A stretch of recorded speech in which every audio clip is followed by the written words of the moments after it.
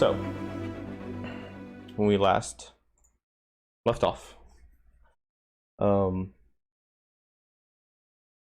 heroes had traveled to the Mossy Temple to stop the kidnappings throughout the region.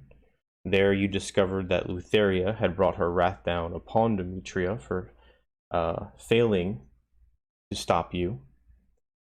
You dealt with the situation. Huron found a family heirloom and a very interesting spear on the Gigan. He returned back to Astoria after a very long day of traveling and fighting.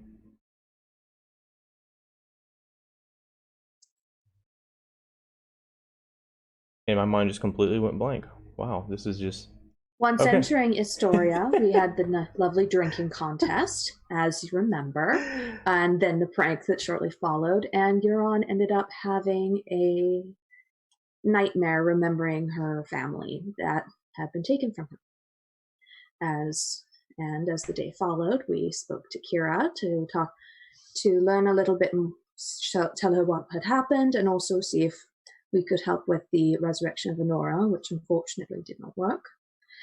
And we ended up speaking to the god of the forge, Vulcan, to see if he could tell us a little more about the mithril mines and forge.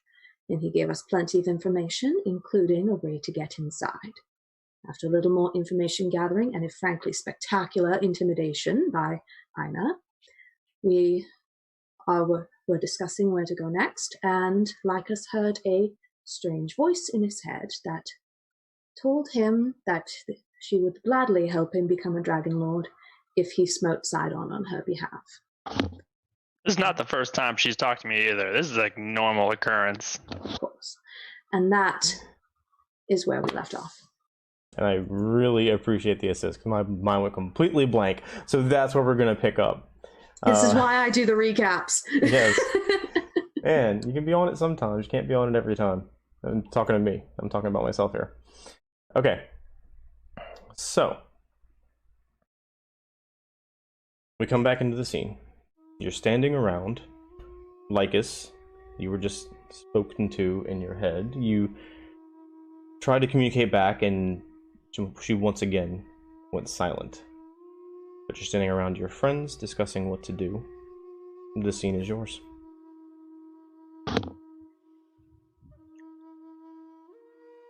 Grandma. Mama.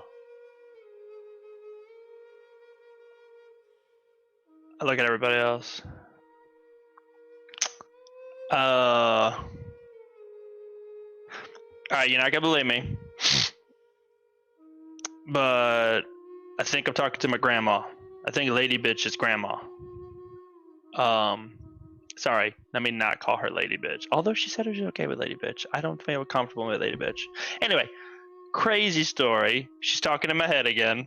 I think we need to go to the forge, because she's saying follow the prophecy, follow the visions, stick to the path, and I don't want her to yell at me. I can't shut her off.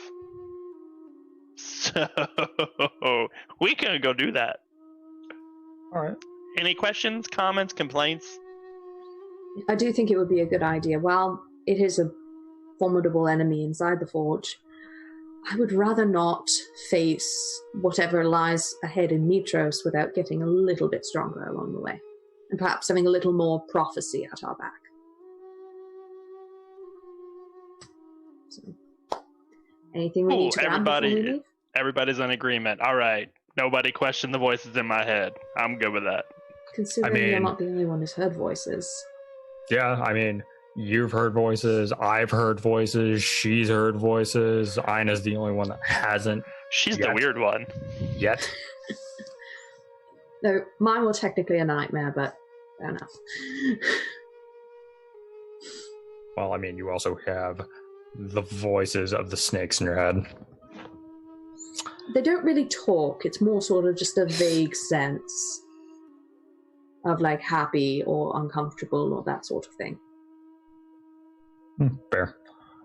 All right. So supply run. Definite supply run. And also, is there anyone we can talk to that would have any kind of insight at all on what we're going to be facing in there? I think that manuscript might be the best we've got. Because Dan said that nobody really saw it when they were running for their lives. And did you guys look up the Forge Keeper while you guys were at the library at all? no, I can go back and check. I don't think the librarian will let Lycus back in. That sounds right. That bitch was so mean. You tore apart every manuscript you looked at. Did no such thing. Only a few of them happened to separate from their binding because of their age and clear lack of care. By the way, I can go back and see if I can find something if we think that would assist. I'm just wondering if maybe there's some kind of information on that being that we could use to get him to fight on our side. Because I don't know how mad he is about being there against his will, number one, and then sealed in there against, like, with all those minions there. So I don't know what kind of state he would be in, and I'd rather have something in our back pocket so we're not going up against two enemies. Or if Kira might know something.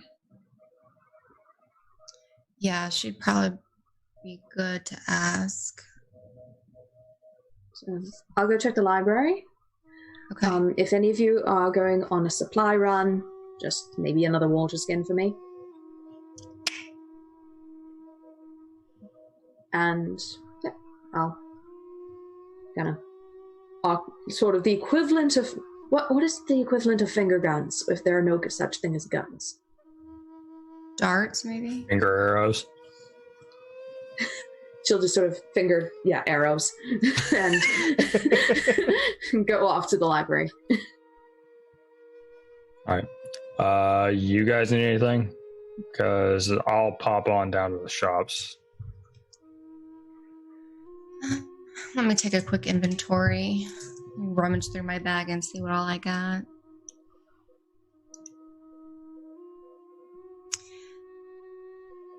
Maybe a torch or two, just in case. All right. That might be good. I'm good. Keep writing it down. Yeah. Got plenty of food, plenty of drink. Nora might just yell, and a torch or two for me as well. All Just right. like in the distance. Torches. Bundle of torches. Yeah. What, did you leave already, Cyanus? Who's all next to me right now?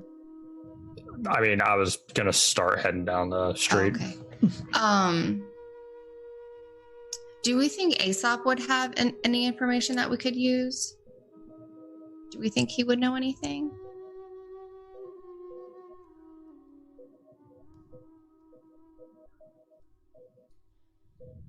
No? Okay. I'm just trying to think of, like, who to ask in the city. He's like their equivalent of a soothsayer, right? If I understand correctly. What about the As dwarves? Ina understands, that's kind of like the correlation she's made between, like, her upbringing and here.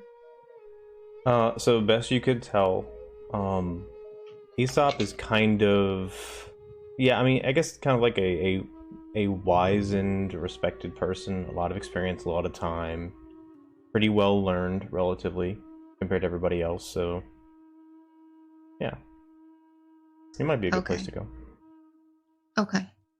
I think I'll try speaking to Aesop. Lycus, if you want to go maybe track Kira down, since you're so friendly with her, maybe see if she knows anything. I will try to find my lady. Okay. I'll meet you guys back at the tavern. All right, we're like syncing the sundials and split up, and I'll come back together. All right.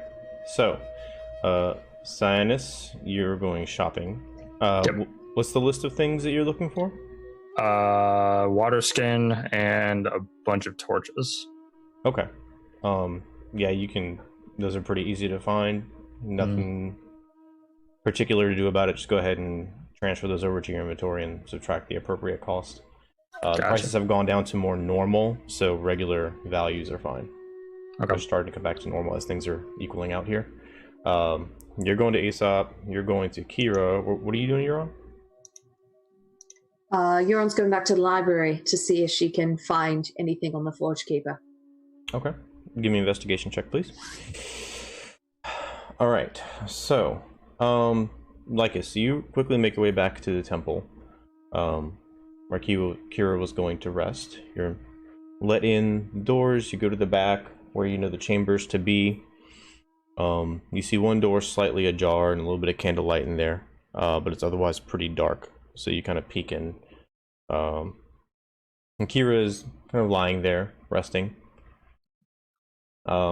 Nice, kind of like more like a sofa bed, day bed than anything. But what do you do? I politely knock on the door and say, "Kira, my love."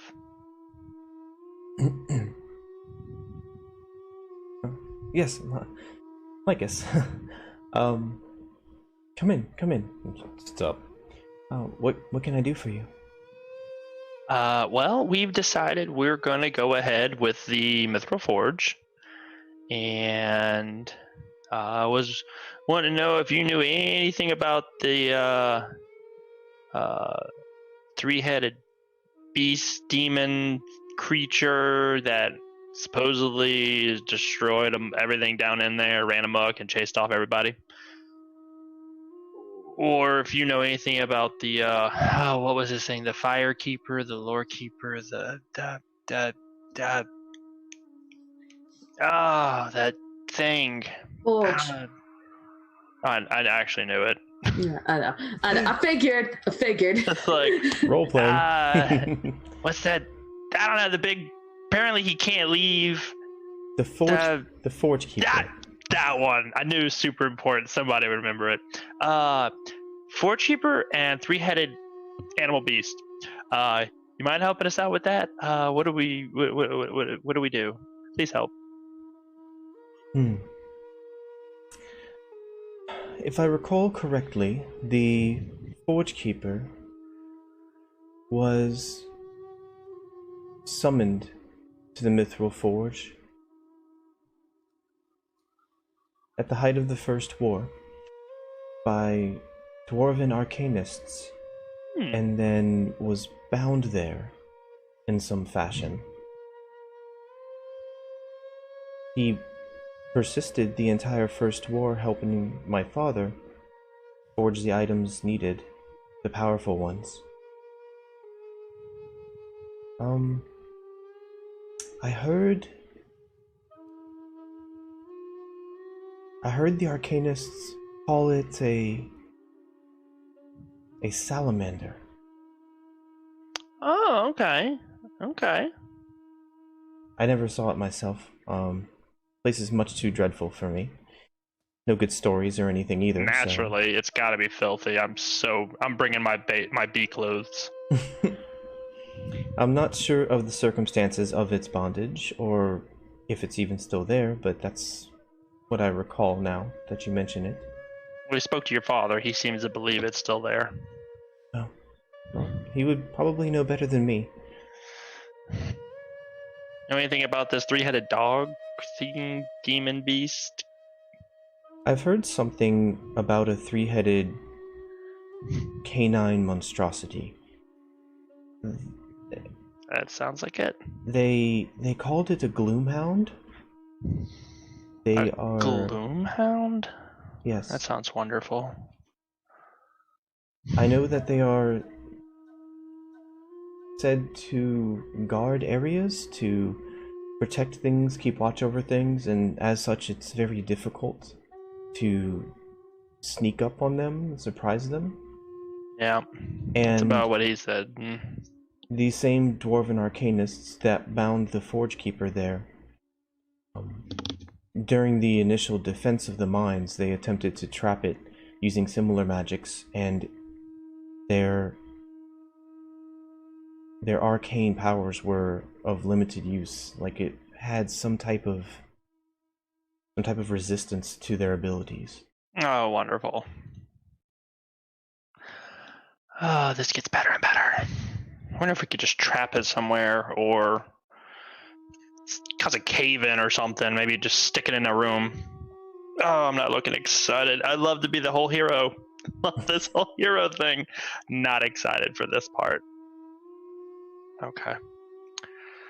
Well, if there's nothing else you could think of, dear, we're gonna gather our supplies, gather ourselves, and probably see if we can't head out and take care of this thing. I would recommend caution. The area along the steppes north and west of Astoria has never been very civilized or safe, depending on who you are and what you're doing there.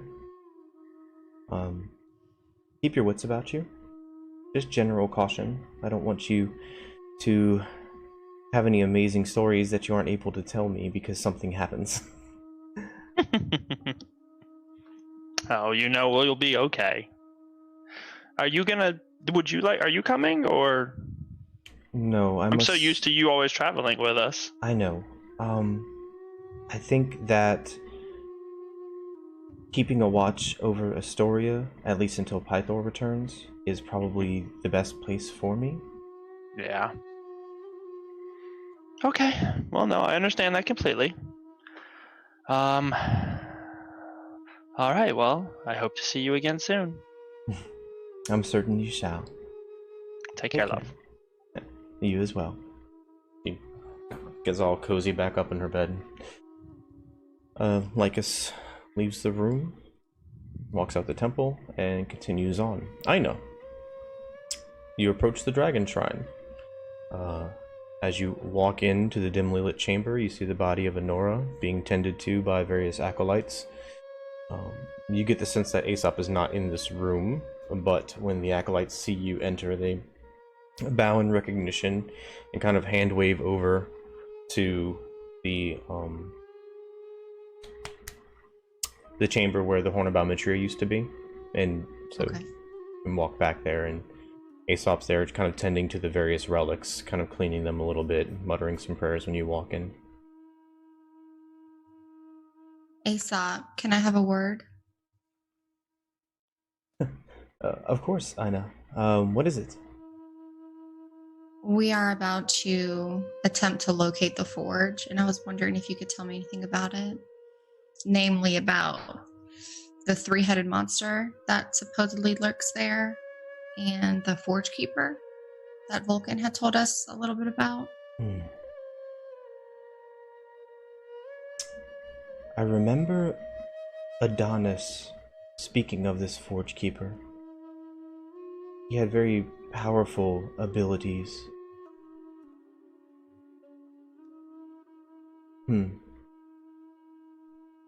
There was some type of device that the dwarves created. Something having to do with controlling the Forge Keeper. They protected it with magic.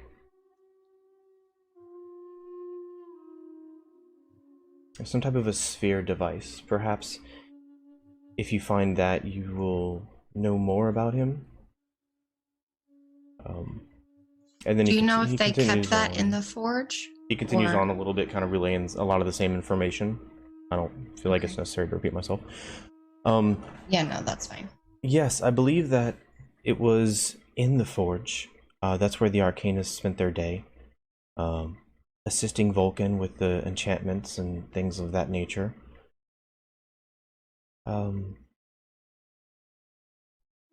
Would you imagine that magic is still in play this long?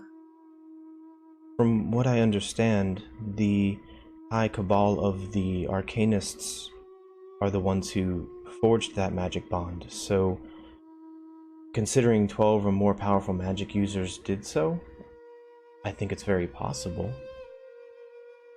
I don't know for certain.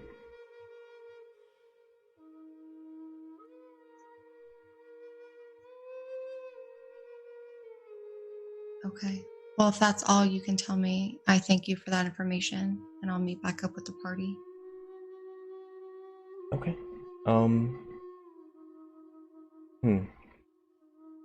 About the three-headed beast.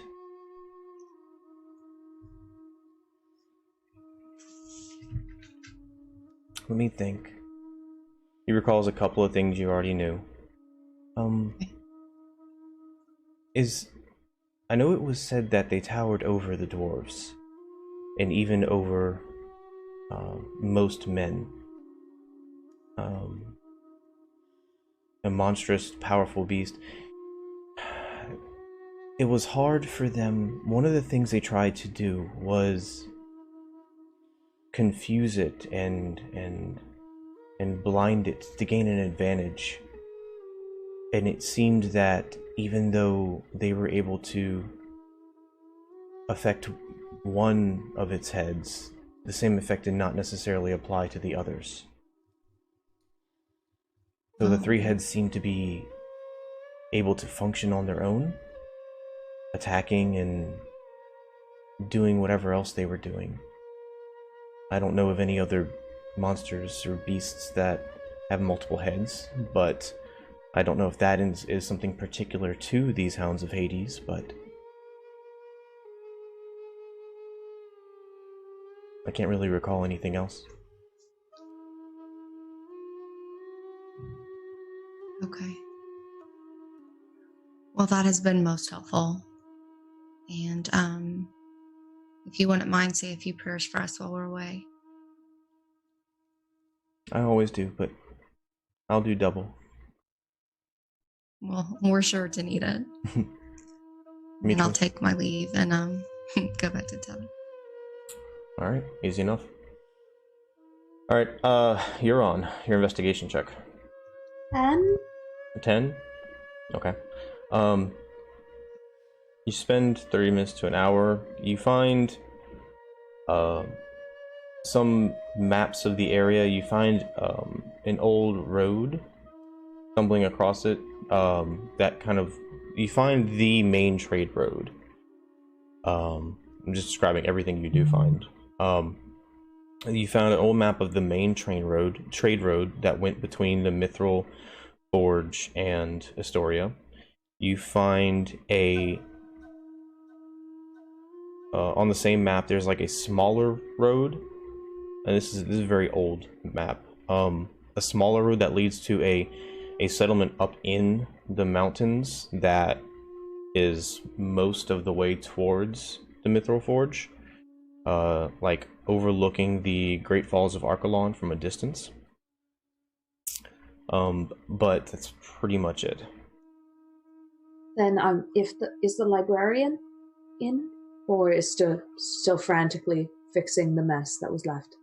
Oh no, she's very much trying to piece together everything again. Like, in her frustration, she was picking things up, but she kind of messed things up more so by just frantically going through everything. So now she's kind of sitting there on the floor, mumbling to herself, putting pages in books, and kind of muttering under her breath very unkind things. I'd like to sort of kneel by her, and maybe if there's a couple pages that clearly look like they've been put in the wrong spot, I'm going to swap them and put them back. Okay. And, see if I can be nice and get her attention. All right, give me a persuasion check. Oh, God. Guys, pray for me. This is a flat roll.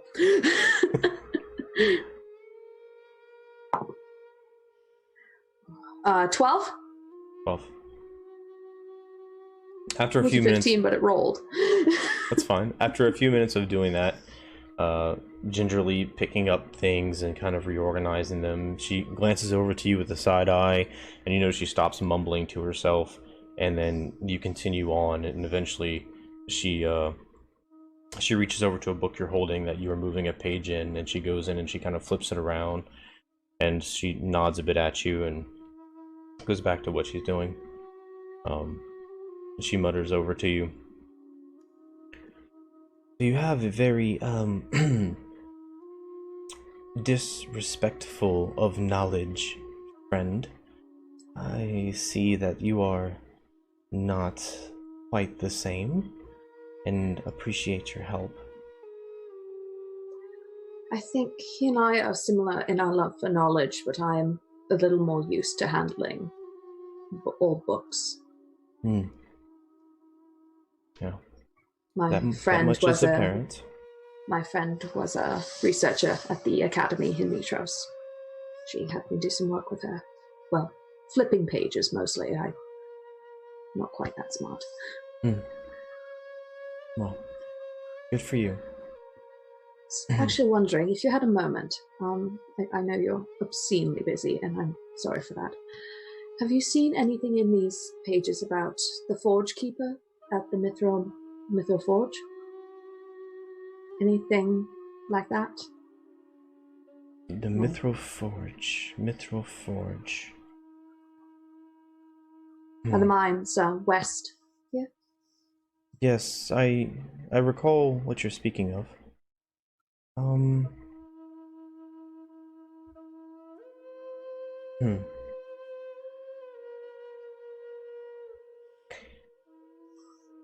Let me see. And she goes over to a couple of rows across, and these are newer books and texts and manuscripts and things of that nature.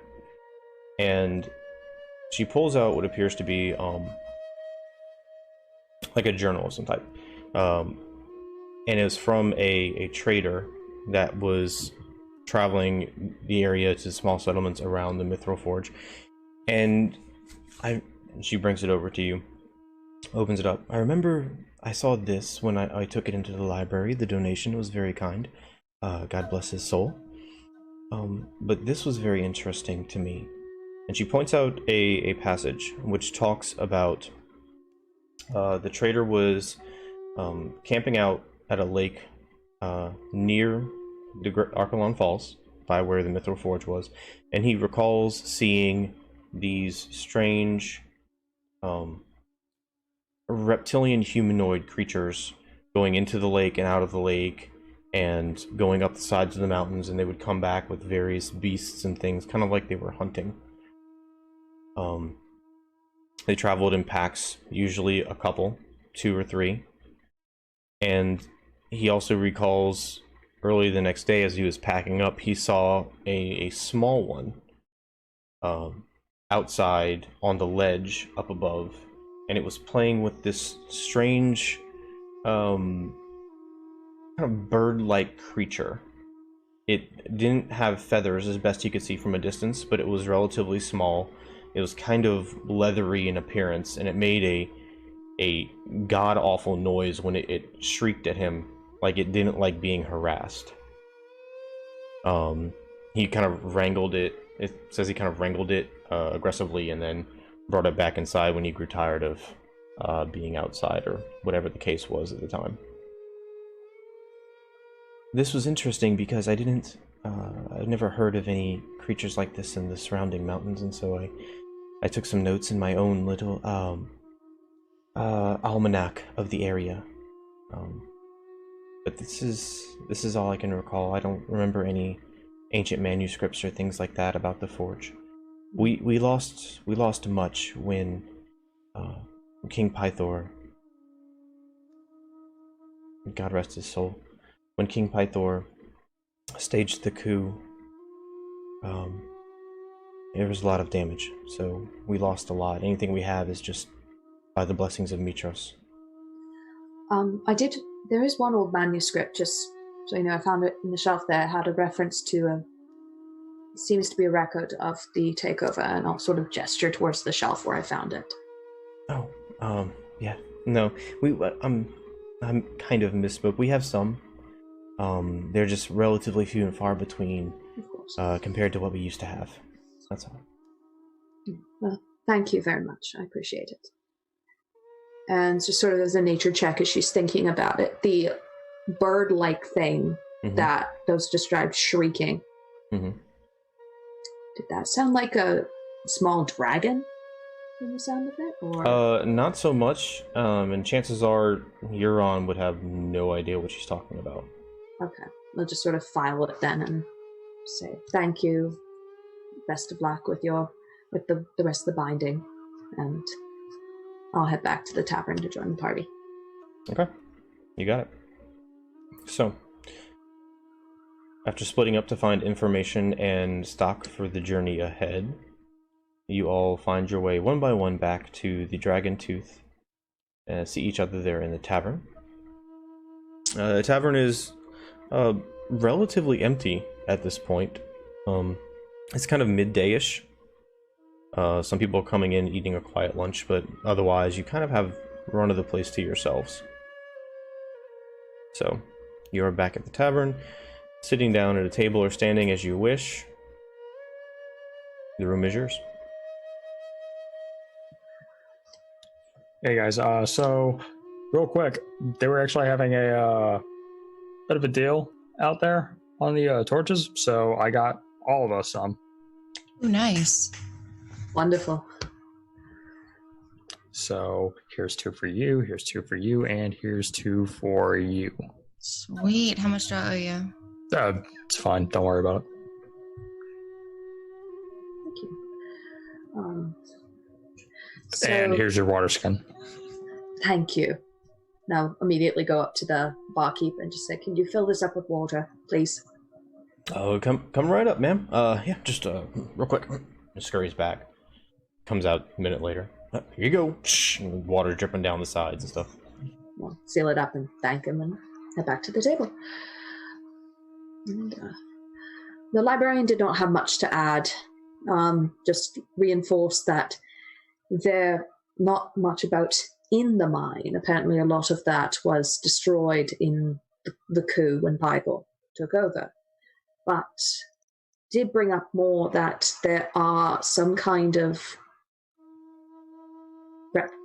lizard folk, reptilian people that live around the area that go hunting and sort of closer to the falls. And here's a better map. I did manage to sort of copy a better map of the trade route, and there's a little town off there. Are these a friendly lizard folk, or The person, it was a journal basically, but they sort of observed from a distance. But okay? so I'm not entirely sure. Would Tread with Ina, caution. okay? Would Ina have seen or heard of this kind of thing, people before? Well, I would say, considering your background and traveling on more the northern steppes than anything with the mountains and stuff, it's possible. So, kind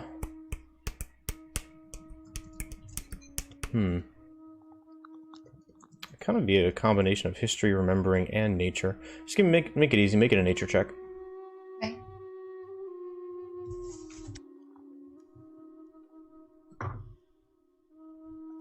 Nine.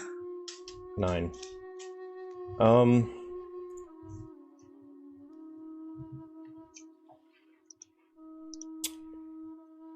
I'll say that the creatures such as this are kind of known generally to your people. Okay. You probably haven't encountered them individually, otherwise you'd remember more about them. The ones that have been discussed were known as Julax to your people. In common, another way of saying it is you've heard them called troglodytes by various peoples you've interacted with. As far as anything else particular about them, just kind of that's based on the general description of their size and the fact that they're kind of reptilian in nature and in the mountains. That's probably all you got. Okay.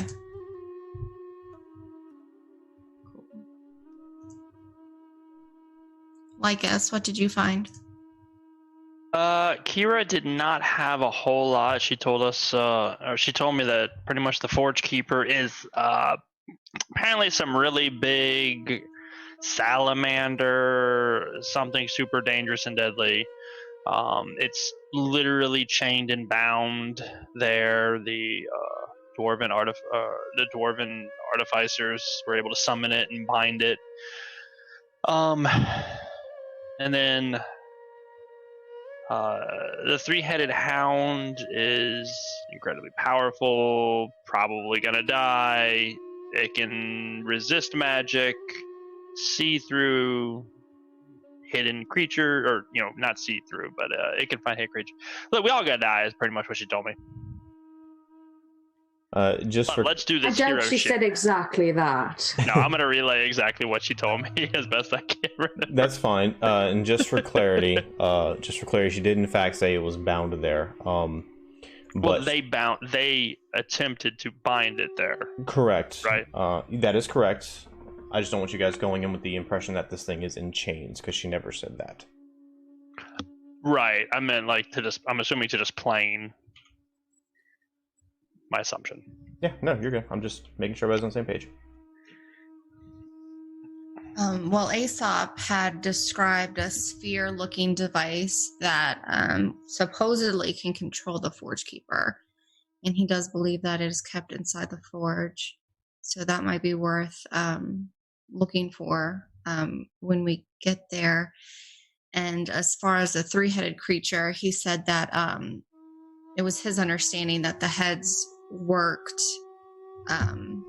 independently of one another. So you could blind and confuse one head, but the other two were not affected by that. So, well, that sounds terrible. Yeah, but it's definitely useful information, so we can come at it more tactically. So I'm Definitely. hearing we need to bring a lot of dog treats Yeah, and a few sticks for fetch. That thing must be Definitely. so bored down there. yeah. Devil dog sticks. You first. You'll see is kind of shifting a little bit. Like, he is not excited for this. You got two really crazy unknown beast thingies. He's a little out of his element. These are not natural phase, Yeah. And Euron's just going to kind of idly just sort of scratch the back of the neck where Squirrel, where I think, did I give him a name? Did I ever give the squirrel a name? I don't remember. I don't think we did. I don't recall you giving this Unofficially. one. Yeah, I don't recall it. She's just going to kind of scratch and just be like, "You don't know anything about all this, do you? You need a name." He just kind of looks at you confused. Takes a nut out, puts it towards you, puts it back in his mouth, scurries around to the other side. Okay, I'm just calling you Squeaker. Is that okay? Your name is Squeaker. Scurry. All right. Well, still nothing. Oh dear. I guess, well, there's not much more left to learn here, is there? Should we order a meal to go and eat on the road? Oh, perhaps a last supper, if you will. We're not going to die, Lycus. No. Before we have to start eating trail rations. What time of day is it? Midday. More of a lunch, I think, wouldn't you say? Second breakfast. Yeah. 11 Z's. Ovensies. Afternoon tea. Absolutely. I'll walk up to the barkeep and just order like food that we can eat on the road. Okay. Yeah. Have you any way to open like some of that pita bread and just shove things in it? Yeah, I can do that. Sure. Just 1 second. He goes and comes back and starts jamming stuff in the bag. So, to go. You headed off again? Kind of. Yeah, we Yeah. should be back though. Yeah. Yeah, we'll definitely be back. Oh well. Well. I just. I wanted to say. He slides the bag of food over to you. I have a I have a teenage niece, a little south of here, about 20 walking minutes, and we heard what you did, and it should help with the kidnappings and stuff, which is good because I was getting awful frightened. Anyway, just 1 second. Just meet me around front in 1 minute, and he scurries through the back. Okie-doke. That's strange. Hey, how far away is this? Do you think we should get horses? I'm good. You said it was about, if... Yes, of course you are, dear. I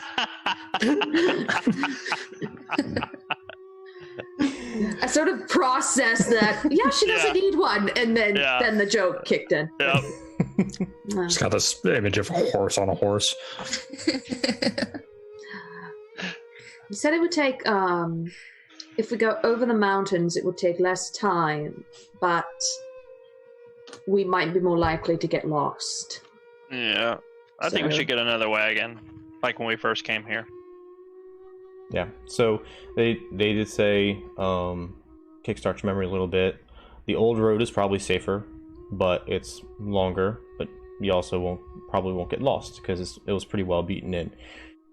You can travel more directly across the mountains, it is faster, but you do run a risk of getting lost, and it's probably more dangerous because they do send scouts along the road and stuff like that, just to make sure.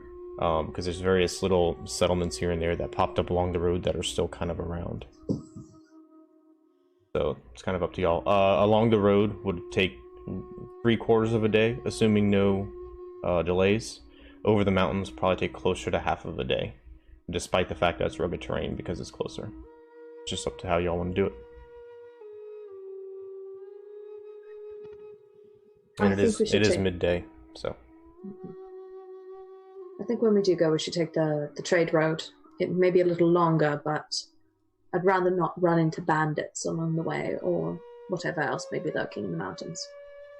Yep. Path well traveled for me. Yeah, I'll take the safe road. Okay. I mean, let's not call it the safe road. Well, safer. I look over at Ina. I'm sure those merchants are hounded by bandits daily and require a strong arm. Safe. Don't say safe. Fraught with danger, or else she's gonna want to go over the fucking mountain. I do want to go over the mountains. I knew it. But if the coward's way is how we need to proceed, I will go. Think with of you guys it more that as maintaining our strength for the giant goddamn dog. And if strength is what you guys need to maintain, I will do what you guys need to do. Yes. So you may maintain your strength. For the greater Anna. good. For the I greater have been good. outvoted. I'm okay having been outvoted. I will go outside the front to meet the innkeeper. Okay. Just look at Lycus and just go, we better find a bandit or two to I know, we tide need her it. over. Maybe we should start a rumor. So somebody's there to meet us.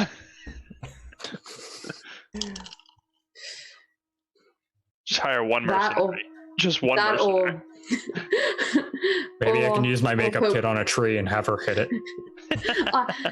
How dumb do you think she is? Wait, no, don't answer that Whoa. question.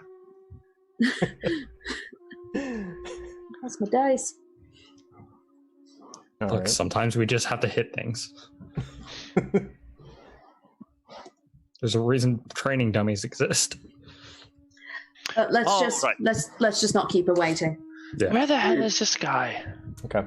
So, about this time, coincidentally, you hear kind of the echoey sounds of heavy hoof steps on the stone street. Ina has stopped moving, so it's not Ina. But you see, Delphion. do a double check. You see Delphion come around the corner, and he's holding the leads of 3 horses, and he brings them up to you. Like he knew. It's really funny that you mentioned that. I think You see? I think Josh is reading my mind. So he presents them to you. I don't need these anymore. I used to make individual runs, but now that things are calmed down, I don't have to hire people to do it anymore. So I figured you could use these horses and get some use out of them. I know it doesn't help you, ma'am, but maybe help your friends keep up with you. I don't know. So anyway, I never even took the time to name them. So good luck. Well, all right. So you clearly already had these horses. Do you have any food for them we might be able to just take? I mean, I don't know how to care for a horse, but I'm pretty sure it needs to eat. It does. I have some extra satchels behind the tavern. If you head that way, there's a couple of bags you can take what you need. They don't need much every day. Okay. I'll just kind of go up to Delphion and just shake his hand and kind of clasp it, like, thank you very much. That is very kind of you. It's my honor. I just you did me a service without knowing it, so I figured I would return the favor. I mean, you know it, but I understand. This is most generous. Absolutely. And then, like, as we're getting ready to like get on our horses and go to the back of the tavern, I go up to Delphion, start trying to shake his hand, and then I lean in and I'm like, I'm sorry about the holes upstairs. And then we just walk away. As Delphion is pondering this, very confused, scratching his chin, you exit the area. Quicker now that we have horses. Your pace quickens. You grab a bag of horse feed, throw it on one of the saddlebags, and carry on. All right, so brave heroes have acquired a couple of horses, and you know to go to the FableForge. You exit out of the northern gate and cross the bridge across the Arcanum. And so as you do this, the gates upon the bridge open up before you. You see the wide expanse of the northern steppes in front of you, the Mithril Mountains rising high up in the distance with several smaller mountains closer nearby. Y'all are going to take the safe road? Okay. Actually, on the safe road, I mean, The I can say that. well-traveled trade road. I can say that. Well-traveled road. And occasionally Jorn's just kind of giving the horse sort of pats on the side of the neck and rubbing it. All right. Better be careful. You might make your squirrel there a little bit jealous. No, he can ride on top. Oh, I would actually caution Euron not to let Squirrel Boy out because horses tend to be afraid of small, scurrying creatures. So, unless you want to spook your horse, I'd keep him well hidden. Good idea. I wasn't cavalry. I did not spend a lot of time around horses. Okay. Okay. So, part of me wants to give it a name, but the other part of me just doesn't want to get attached. So, I mean, I'm probably just going to call mine Roach.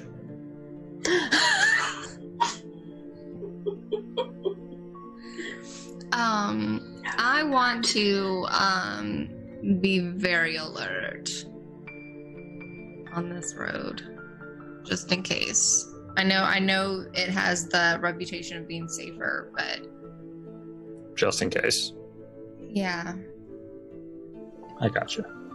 not being vigilant is not safe. So you I got think it. Euron just kind of calls hers Burrow. How about you, Lygus? It stinks. I'm gonna call it Stinky. I don't know. What do you call these things? I don't. that does ride. not sound like a proper name for a horse that is very being a future dragon lord. Oh, It deserves a proper name for such a valiant steed, doesn't it? I think you are right. Steed bearer. What? Steed bearer? What? So you're calling yourself a horse? The No, horse is the steed. I know that. Lord bearer. Lord bearer. I like this game. I've got this. Lord bearer is what I meant to say. And Ina, Alright. if you're going to mock that name choice, Cyan is calling his Roach. Yes, but that fits with the whole dark in the shadows, back alleyways at night kind of Hard to vibe kill. that Cyanus get. You got me. Gives off, so I think it's Oh, appropriate. you.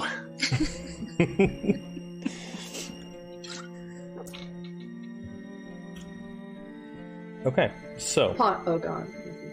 after about a half an hour, you find relatively easily what appears to be an old road. It seems to have been largely abandoned. It's got rocks all around it. It's overgrown with roots and thorny little shrubs rising up out of the pathway and kind of swaying in the breeze of the steps, winding westward along the granite cliffs of the tributary from the Arcanum River. Off to the north, you see the plains of the steppes stretching out far beyond, and the sky is starting to kind of gray and get a little bit colder as you travel higher and higher in elevation.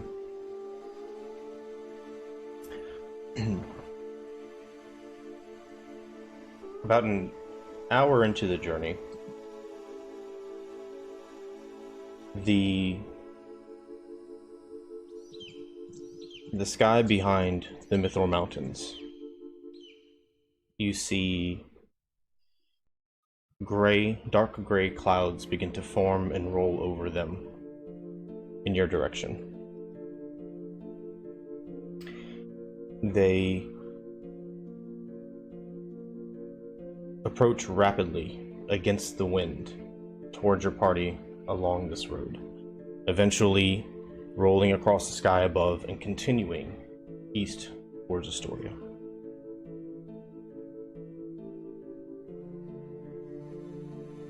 Glancing around, seeing this strange atmospheric sight, lightning starts to crash around you, quarter to half mile. You don't see it off in the distance. After 30 seconds or so of this, the sky above you starts to separate with the clouds, and you see the bright blue sky above, and it seems at first as though a small silver ball of lightning is descending from the clouds. And as it gets closer and closer, you see that this, in fact, has wings. As it gets closer and closer, you recognize the form of Commander Gaius with his silver dragon flying through the sky in your direction. His booming voice crackles out like lightning around you. Foolish mortals! You have no idea the power that you are trifling with. Abandon your path, or you will meet the wrath of the Lord of all. And at this, he takes his javelin, slams it into the ground. You see lightning streak out into the ground directly underneath him. Staring at this lightning bolt as it dissipates from the javelin, you see 4 figures riding across the steps in your direction. Black dots at first, and as they get closer, they materialize into the form of 4 centaur warriors charging towards you. And with that, Commander Gaius swoops down towards the ground, low over them, and then turns and flies off into the sky. These centaurs are charging at you now. They're a few hundred feet away, coming over the hill. What are y'all gonna do? How close is that javelin that he just threw? It was a few hundred feet away.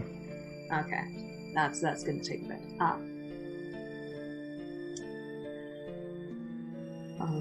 Can you guys fight from horseback? Once. Absolutely. Because we're about to fight, so get ready. If you can fight on the back of your horse, stay. But if not, dismount. I can throw this once, and I'll just sort of pull out the javelin. But otherwise, I have to go on foot. They're approaching. I want to look around just to make sure there's none coming up behind us or on the sides, and we've only got the 4 in front of us to worry about. Okay, give me a perception check.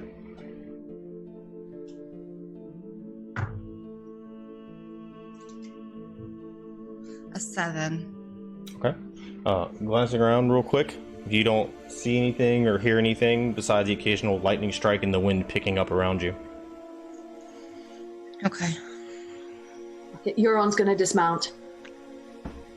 I'm gonna dismount too, just to make sure she's safe and not alone on the ground. And then I'm gonna take Lord Bearer and I'm gonna find a tree for him or something a little bit away to make sure he's safe. And I'll grab Euron's, but like I'll take your horse. I'm gonna go over here and Okay. yep. And then I'm gonna go take care of the horses. But yeah.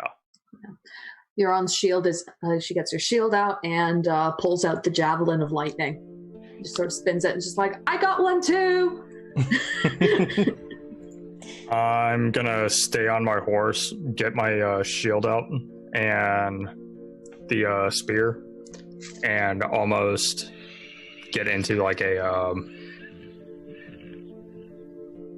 Joust? yeah.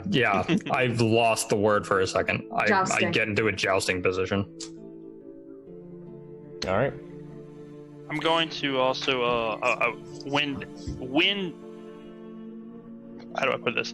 When Aina engages, I want to cast Heroism on her because I don't know if maybe this will be friendly Centaur to Centaur. I don't know, but I want to prepare to at least cast that spell if anything happens melee wise. However you want to handle that, or I may just have to do it. But I'm preparing to cast that spell. It's Okay. I know they're like a few hundred feet away, so whenever they get within like that 30-foot range, if this is going to be like, oh, they're charging. Oh, they're charging. Okay. So they're closer. They're getting closer. You're biding your time. Do I recognize any of them? No, you do not. Okay. This was gonna get so much worse if her husband was in there. Oh. So the lead centaur is coming around. They've dipped down to the bend in the road. The lead centaur is about 60, 70 feet away. If that's where you guys want to do whatever you're going to do. They are charging at you. They have weapons out. They have every indication that they're hostile. I Guys, have my Warhammer out. I'll charge. Okay. As soon as they get to 30 feet away, I am throwing my javelin. All right. So if everybody's Alright, I'm waiting for them to get kind of closer. I'm going to cast Heroism on her. So Okay. this is happening. What does All that right. do for me, babe? So you're going to get temporary HP of you're going to get 3 HP every turn. Temporary. Oh, So you'll get like sweet. a shield of 3 HP. It's not going to be much, but every turn it'll at least help absorb. Okay. Awesome. I will go ahead and charge to them.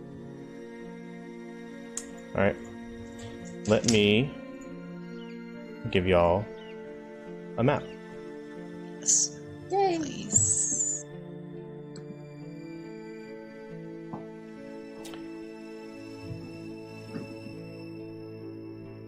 Let's change the music and we'll jump on over.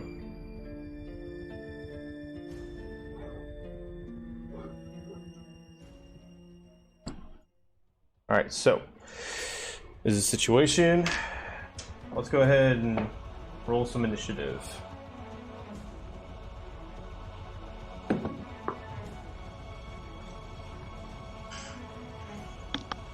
A second. There goes my 20. I mean, you gotta get it out sometime, right?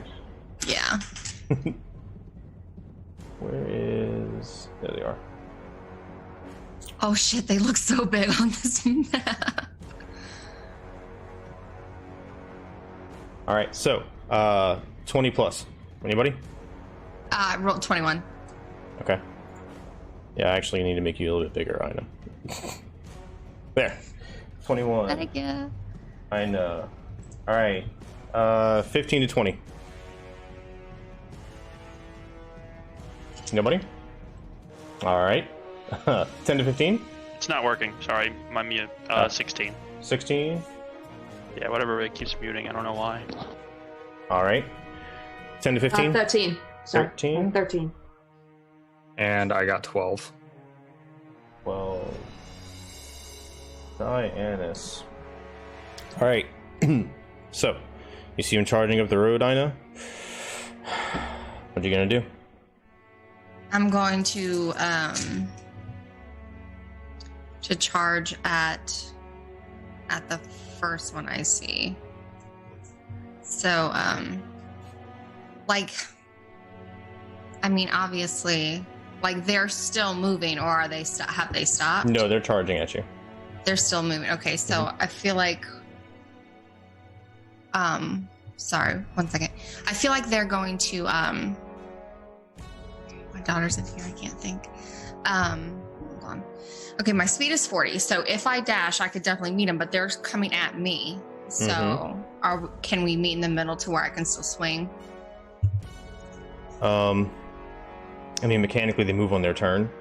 I'll let you hold off if you want and go after them, and that's going to be your new place in the initiative order.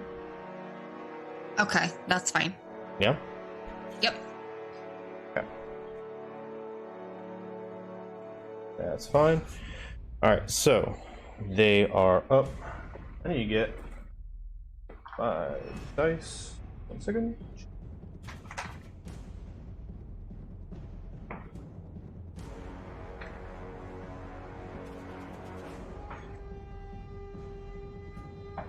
Alright, so first centaur. Let's see, where are they gonna go? Oh, I need to lock tokens. Oh, we can't lock tokens, that's right. See, I gotta remember this stuff.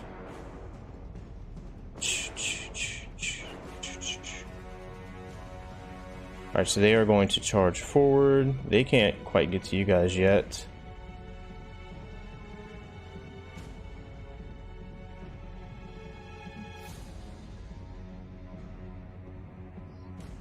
And here.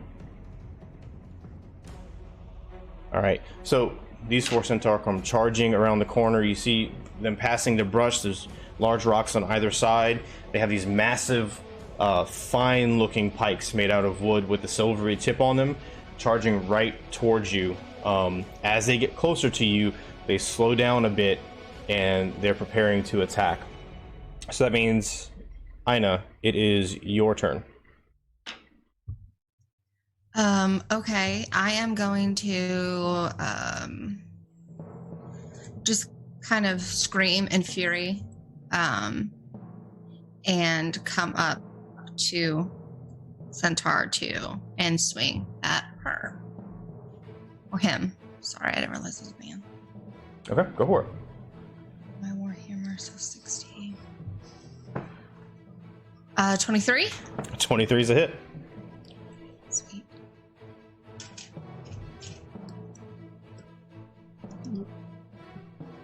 For 10 damage. 10 damage. Yes, and I'm gonna be like, "Who sent you?" Just if they respond or whatever. The Lord of all sends his regards, and he slams out with this pike. He had already attack action for somebody got close to him.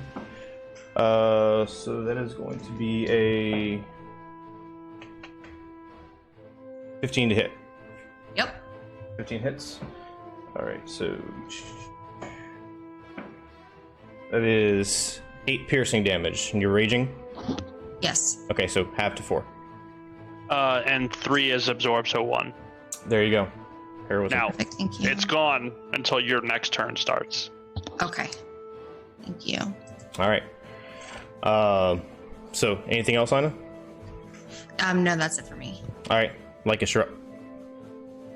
Oh yeah. All right. So I'm going to target the one that she had. Gonna run over to my little tree line, hide as best I can behind it. So these are like large shrubbery, by the way. Not like That's fine. Not head high, like waist high. That's fine. Just let you know. I'm gonna shoot this bitch and then I'm going prone. Okay, you got it. I'm gonna hide. So I'm gonna shoot at him. Let's see. I'm gonna do.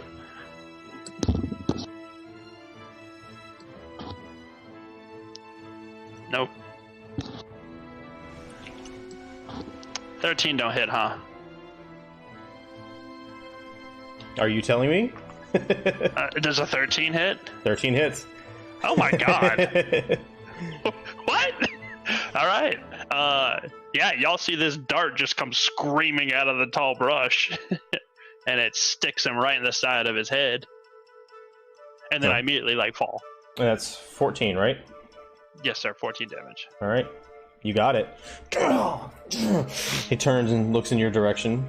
Are you You staying down? Are you going prone? Or I'm are you not just staying proning. No, I'm Okay. not proning. Yeah, I'm just trying to Squatting. RP. Yep, got it. All right, you're on. You're up. Well, that guy's within. How bad does he look? The one that Lycus just hit. They both hit him pretty hard. He's kind of bloody.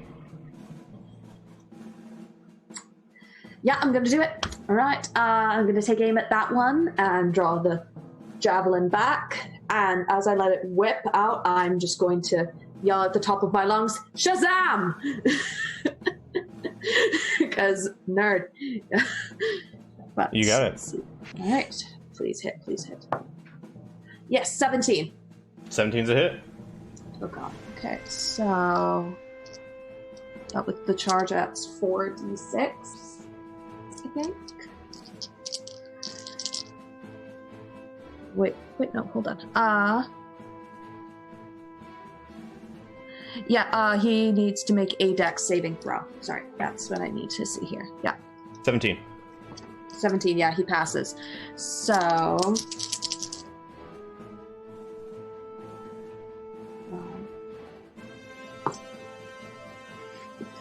oh god, math. He takes 8 lightning damage. Okay. And the regular javelin damage? And the regular javelin damage... oh god, why is that bad? 5. So... 5 piercing, I think, and 8 lightning.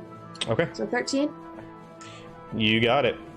And is it possible to draw my sword, or... Yeah. now that I've thrown... Yeah, Yeah, you can draw draw my a sword. sword now that I've thrown my javelin. All right. So she releases the spear. Shazam! Lightning streaks out from behind as it slams forward and jams itself into the centaur's hip. It kind of shocks him for a second, and he grips it and rips it out and throws it on the ground. I just yell, "I can do that too! Lord Vorlake special!" All right. This dude just ripped a lightning javelin out of his side. Be careful with the javelins. I'm pretty sure. It's 1 charge per day. Yes, but that wasn't what I was getting at. I'm talking about creatures in the way, because you were really close to hitting Ina there, right? Yeah. Okay, so I'm just making sure you remember that. Now I know. Yep. There we go. Okay. Cyanus, are you done? You're on? Yeah, I'm done. All right, Cyanus, you're up. All right, gonna saunter on over with my horse. Real quick, since I'm on a horse, how much movement do I have? I want to say it's 50 feet. We'll call it that for now, in case I'm Okay. wrong. I'm good with that. All right, so gonna move from where I am right here, move up right beside Ina, Yep. and hit this guy again. Go for it. And that's a 27 to hit. Yeah, you nick him a little bit. Go ahead and roll for just a damage. bit, just a bit, right? Yep. Jesus Christ. Yeah, this spear is fucking busted. And I'm also gonna add in my sneak attack damage because Ina's right beside me. That's 100% right. Okay. So that's 9 base damage. Okay. 14 and 15. 15 piercing. All right. So you up to Ina. He's staring behind Ina at Euron. You take this quick opportunity. You slam the spear forward towards your chest. The spear kind of forces itself upward and slashes through his throat. His gurgling noise and blood starts pouring down his throat. You feel the spear kind of vibrate and tingle in your hand. You rip it out. The centaur just kind of clumples down to the ground. The heroes of the prophecy send their regards. Ina, don't get offended by this, but bring it, you horsey fucks. All right, Cyan, is there anything else? Then I'm just going to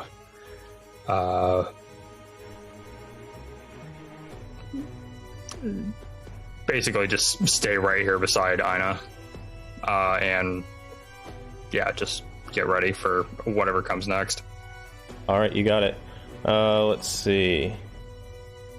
Closest targets.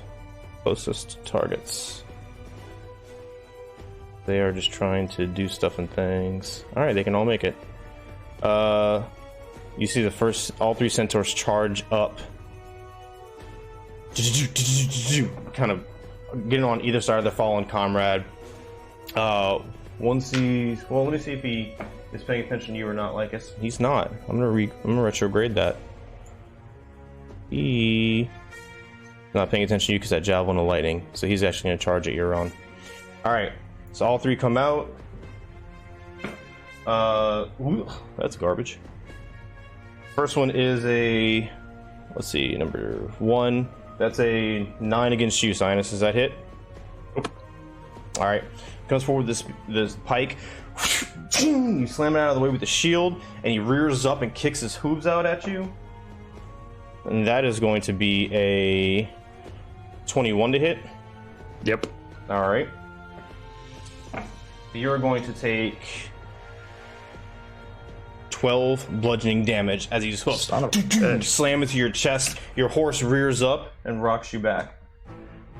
Let's see. Next one is going to be against Ina. That's a natural 20. I'll let it hit. Okay. I'm sorry. This is gonna suck a lot.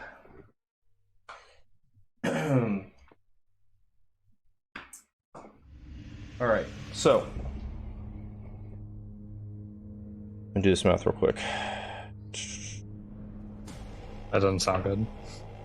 Yeah. So that's gonna be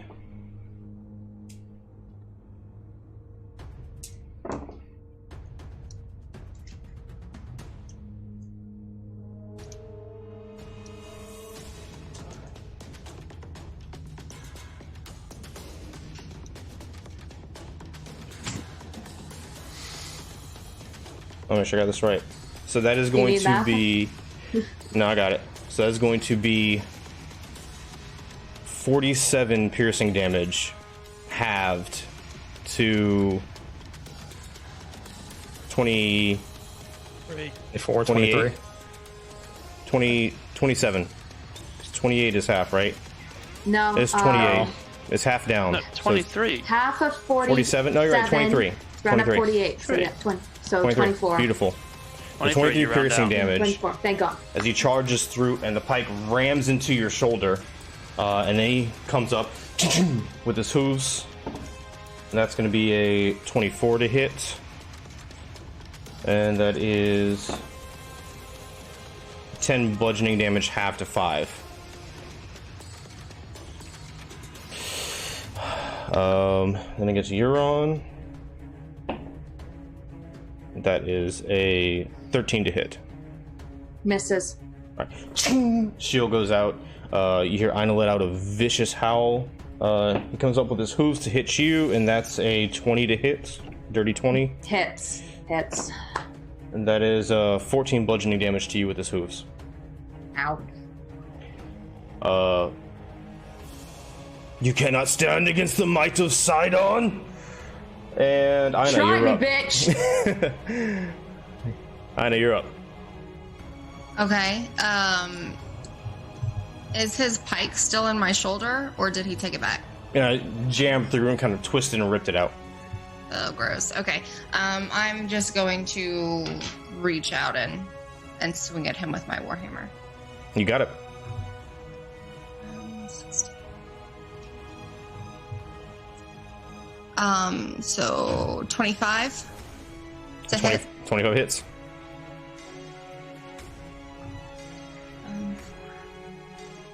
8 plus 5, 13. 13 damage? Okay. Yes. And I am going to use my bonus action to try to grapple him. Go for it. Athletics check. He rolled a 21. I rolled a 9. Okay. As you reach out, that shoulder kind of caves under the pressure a little bit. He throws your arm off of him. Anything else? Nope, that's it for me. All right. Lycus, you're up. Holy shit. I'm gonna run. Oh god. Oh, I don't want to do it. I don't want to do it. Can I gotta no.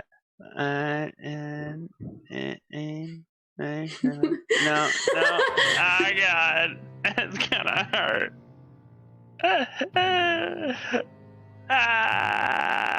I'm gonna go right here. I'm gonna run up right next to this dude, and then I'm gonna reach out and touch my girl and give her a level 2 cure wounds.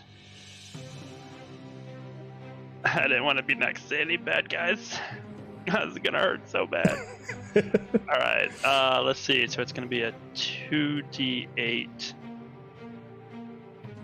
plus 3.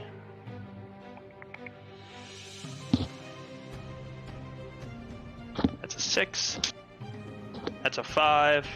So that's 11 plus 3, 14 health back to you, cure wounds. Level 2.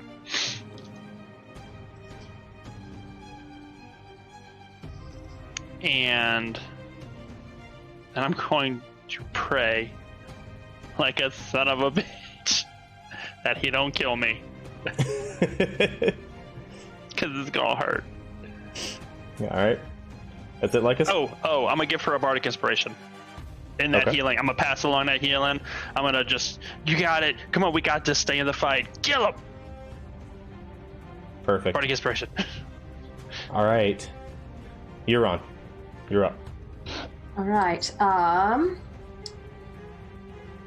Sword is at the ready. I am going to try and this is just, I'm rolling at a regular attack, but in terms of where I'm hitting, I'm trying to see if I can slice his quadriceps so he can kick me.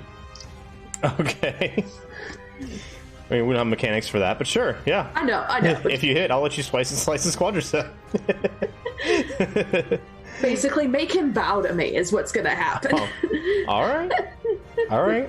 Let's see if I can do it. Now that I've said it, it's totally not going to work. Come on, baby. Yep, that's a 7. 7 misses. Sorry. Yeah. You know what? Fuck it. Action surge. I'm doing it again.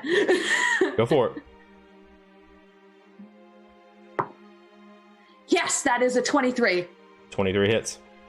And come on, baby. Yeah, that is just a 6. Yeah. 6 damage? Yeah, 6 damage. All right, you got it. Anything else? And that's it. Actually, is there a way I can move around him, but stay in his space? Yep. But just move around him. Okay, As great. long as you stay within their reach. I want to pull up right next to the group for, protection reasons. Yeah, fair enough. You get in there close to Lycus. keeping an eye on him and your quarry. Yeah. Is that it? That is it. Yeah. Okay, Sinus, you're up. Yep. I'm gonna lash out at the one in front of Ina again. Centaur number 3. Okay. Yeah. All right, and that's an 18. 18 hits. Okay. So that's 10, 12, and 17. 17. Nice. The spear comes out, it buries in his side. As you pull it out, it kind of twists itself to the right, leaving a horizontal gash across his midsection. He turns and glowers at you, repositions his pike. Anything else? No,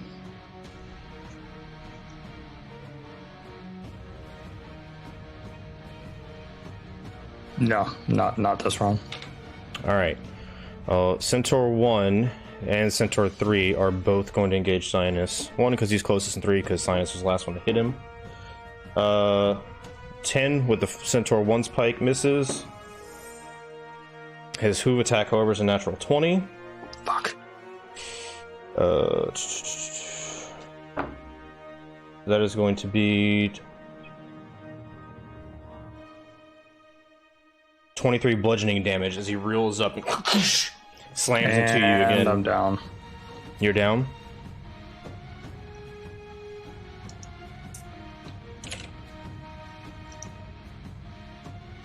Let me make sure. Hold on. Let me do the math. Make sure. Yeah, no, that was right. Okay. Who's down? Yeah. Sorry. I am. Oh, So fuck. Sinus gets knocked off the horse, slams on the ground. His horse runs off to the side. Seeing that, Centaur 3 is going to turn back to... I mean, Ina makes more sense to me. And it actually should be down. Wait, what's that? Ina's down? I should be down, yeah. Yeah, because I had leveled up to 4th, and so I was looking at my level 4 HP, so I should be down. No, y'all are level 4. Oh. Yeah, I told you to go then ahead and I'm level up. up. So, okay. You're fine. Okay. And I'll just add, if whichever one attacks Ina, because she is within 5 feet of me, I'm going to use my reaction as protection, so Okay. that'll impose disadvantage on its attack roll. It's next attack roll or all attack rolls? Just the next one. Okay, well that was... Let's see if I roll worse. I do. 8. So it jams out with its pike at you. You're on, slams her shield in the nick of time, just enough to deflect the blow. It's going to come up with its hoofs to hit you, and that's freaking 9. So you saw what he did last time to Cyanus. You dart out of the way and come back forward with your Warhammer Ina. Centaur number 4 is going to... stay engaged with Euron. So that's going to be a 17 to hit with a pike, Euron. Misses! All right, good. And then a 14 to hit with his hooves. So jams with a pike, rears up, shield out, dodging left and right. You're good. All right, Ina, you're up. Okay, I am going to lash out at Centaur number 3. Okay. 13. 13 hits. Okay.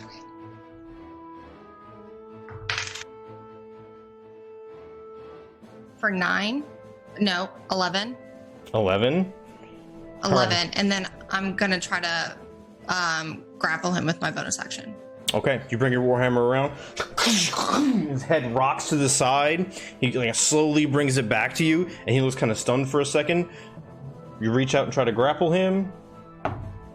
I rolled a 23. I rolled an 18 plus 5. 23? That's 23. Okay. Advantage goes to the player, so I'll say he is grappled. Yes. Woo! Y'all just mechanically remember, generally, if someone is trying to change the situation and the two meet, nothing happens. But generally, in combat, I like to give you guys hero's advantage, basically. So just don't expect that all the time is kind of what I'm saying. I don't want to confuse you guys. Okay, so he is grappled. Anything else, Ina? No, that's it for me for now. Okay. Lycus, you're up. Yeah, trying not to freak the fuck out now that I'm pinched between these two bitches. I turn around and touch Cyanus, and I scream at him to get the hell up. So, second level 2. Healing word, or not healing word, should be cure wounds.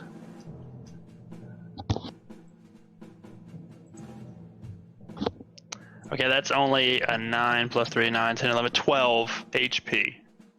Okay. So because that's touch, so you would have to move to do that. He's right. No, he's not. What? He's opposite. Yeah, I'm over He's on on the the other opposite side. side. Oh, that was Euron. Oh, That's me, yeah. Oh no, never mind. No, bro. You can That ain't- healing. If you have healing words, you can. Yes, I but- know how my spells work. Yeah, I ain't working over there, bro. That ain't happening. Yeah, I'm going to. That didn't move me. Yeah, I'm gonna pull my short sword and I'm gonna stab at this guy right in front of me. One that everyone else is stabbing at. Number 3. Okay. The messed up and one. Then, yeah, the messed up one. So let me go ahead and do that. Let's see. Oh boy, I don't pull this out too often. Like, how do I use this thing again? That is a natural 20. All right. I apparently am very familiar with how this short sword works again. with the pointy end. Yeah, stick with the pointy end. It's only a 2 though, so 1d6 plus 2 plus 3. So 6, 7, 8, 9, 10, 11. 11. All right. So you glance Okay. over at go ahead. Go ahead. Oh, no. I was going to say, once I stab him, then I'm going to call over and a healing word. I'm going to kind of sing a little lullaby of, get the fuck up!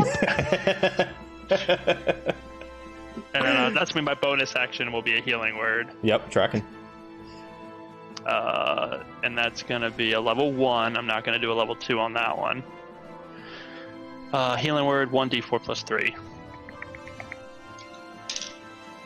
2, so he gets 5. 5 health back to you, sir. Got it.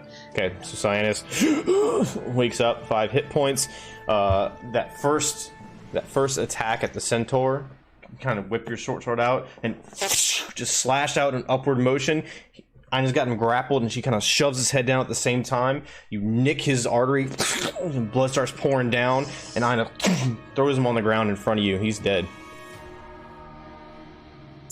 All right, so That's how you do this shit! teamwork makes the dream work. Hell yeah! Is that it, Lycus? Yeah, that's it. All right, you're up. I'm going to keep focusing on the one directly in front of me. Centaur number 4, go for it. Yep. Okay. Oh, baby. 10. 10 misses. Fuck. Yeah, and that, you know what, I'm hoping we get a rest soon, so I'm just gonna do that. Bonus action, second wind. Okay. So where's my D10? There we go. Holy shit. That is 14 HP back. Nice. Adrenaline kicks in. Heal up a little bit. Yep, that's. Yeah, I'm staying next to Lycus because squishy. Yep. It's safer next to me. I'm holding a sword, Lycus. No. It's his hands, honey. It's his healing hands. She can't face palm mid battle. That's it. Accidentally stabs herself. All right, Cyanus, you're up. All right. I turn to Centaur number 2. Is that Is number the 1 is that's next to right? you. Yeah, the one that's next to me. Mm-hmm. I'm like, all right, try that shit again, and go to lunge my spear at him. Go for it. And that's a 26. 26 hits a little bit, yeah. A little bit. And I can't do any sneak attack damage on him because You're not no hidden, one's you don't by have me. advantage, yeah. There's Exactly. yeah. And that's 12 damage. 12 damage. Got it. Anything else? Then as a bonus action, I'm gonna call over at the other centaur and be like, man, I don't know if you guys can take I don't know if these centaurs can take everyone. Okay. So you give me an insight check. Oh, all right. I'll do a deception check. And that's a 23. I rolled a 7. Okay. So now that centaur has disadvantage. He has disadvantage Until on attack my rolls next turn. until your next turn. Yeah. Okay, got it. Is that it? Yeah. All right. So that centaur has disadvantage until my next turn, and then everyone else has advantage against him until my next turn. Okay. You got it. Nice. You beautiful bastard.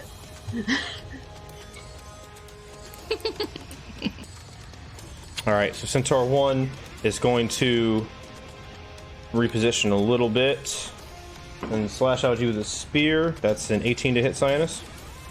Yep. All right. So that is, I'm sorry, not spear, it's a pike. So that is going to be 12 piercing damage. It slams into you. Yeah, I'm back down. You're back down. So he crumples down again, and he maneuvers over to get behind you three and split y'all. And as he does so, he comes around, trying to slam his hooves into Aina. That is Reaction, protection. Okay, you got a disadvantage. That's good. 15 to hit, Aina? Yes. Okay, 15 still hits, sorry. I tried. It's okay. That's good though. 6 bludgeoning damage halved. Slams his hoofs into your hind quarter. You turn around to engage him. Centaur number 4 has been seeing Lycus do some healing and just killed his buddy. But he rolled a natural 1 on his pike. So he slams up with his pike. You hop out of the way. It gets jammed to the ground. He rips it up and goes to kick you in the chest with his hooves. Oh wait, he had disadvantage anyway. And there's 2 natural 1s in a row, so it doesn't fucking matter. Yeah. Yeah, boy. So Lycus is just That's ducking, dodging, and weaving as his centaur. Dip, duck, dodge, dip, Stay dodge still. again. I know you're up. Okay, I am going to swing at Centaur 1. Go for it.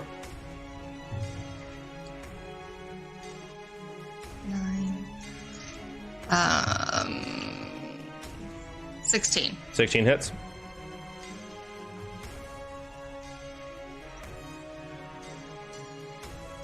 Or 11. 11. Got it. And then I'm going to try to grapple him. All right. I rolled a 6. I dropped that dice. I rolled an 8. All right. You slam your warhammer into his gut. He bends over. You grab the back of his neck with your hand, and you get him like this modified headlock. Your muscles bulging around his neck as he thrashes violently, trying to find some kind of a way to break free. He is grappled. And I just whisper in his ear, and I'm just like, Hukar ain't shit. And that's the end of my turn. You got it. All right. I'm like a shrub. Oh yeah. We're gonna screw this guy up. I'm gonna pull that short sword of death out, turn over towards Centaur number 4. We're going for round number 2. And I don't feel quite lucky on that, so I'm gonna use one of my luck points, because that was a 4, and I'm pretty sure that's not gonna do anything. And that's a 14. 14. Plus 5, so 19. 19 hits. Excellent. 1d6. Had to remember, it's been a while. That's 6 total damage. What do these sharp metal thingies do? Yeah, I'm used to the other sharp metal thingies. Short sword slashes out. You see a flash of light, and it cuts into his front leg. Anything else? Nope, that's it, brother. All right. And I just wheeled it in front of it. Ah! You're on. You're up. I'm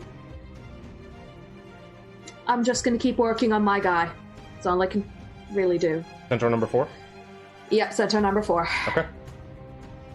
Actually, wait, no. Number 1 is grappled, right? Number 1 is grappled. Okay, so all grapple means is that he can't move, basically. Okay. All right, never mind then. Okay. So I'm still technically before Cyanus, so I've still got advantage against number 4, so I'm going to keep going on number 4. Oh, that's... Thank God for advantage. Nope, that was 4 and then a nat 1. So, 5. What's your total? 9. 9 does miss. Yeah. Always tell me your total. You never know. 9. 9 definitely misses. All right. No, I'm just gonna stay alert. All right.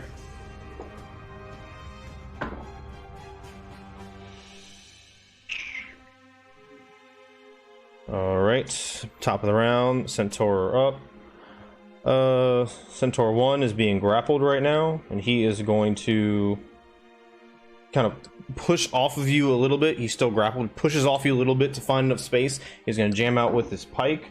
Somehow magically, because that's the way mechanics work. 17? Yes. Okay. That is a 8 piercing damage, halved. So 4. Can I... -3. Yeah, Don't read the remember, shield. remember heroism. Yeah, and can I sentinel attack that guy? Sure, it's your reaction. Yeah. Yep.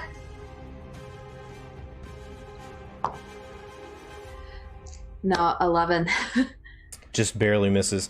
As Son you of a bitch. bring your sword around, he kicks up at Ina, and you narrowly miss his leg. 13? 13 hit, Ina? Yes. That's 13 bludgeoning damage. Halved is going to be 6. Okay. All right. So you still got him by the neck, but he's wiggling and like you're throwing each other around. These huge mammoth centaurs, pikes and warhammers flying. The other one is going to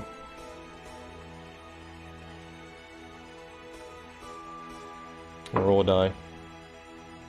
He's going to lash back out at Euron. That's a natural 20. Fuck.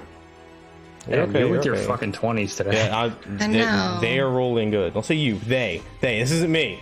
That's gonna be 17 piercing damage. You're on. Yep. You still up? Yep. Okay. Thank God I regained basically went back up to my full health. That was another natural 20. Fuck my life, Joey! I'm sorry. I'm like really, really sorry.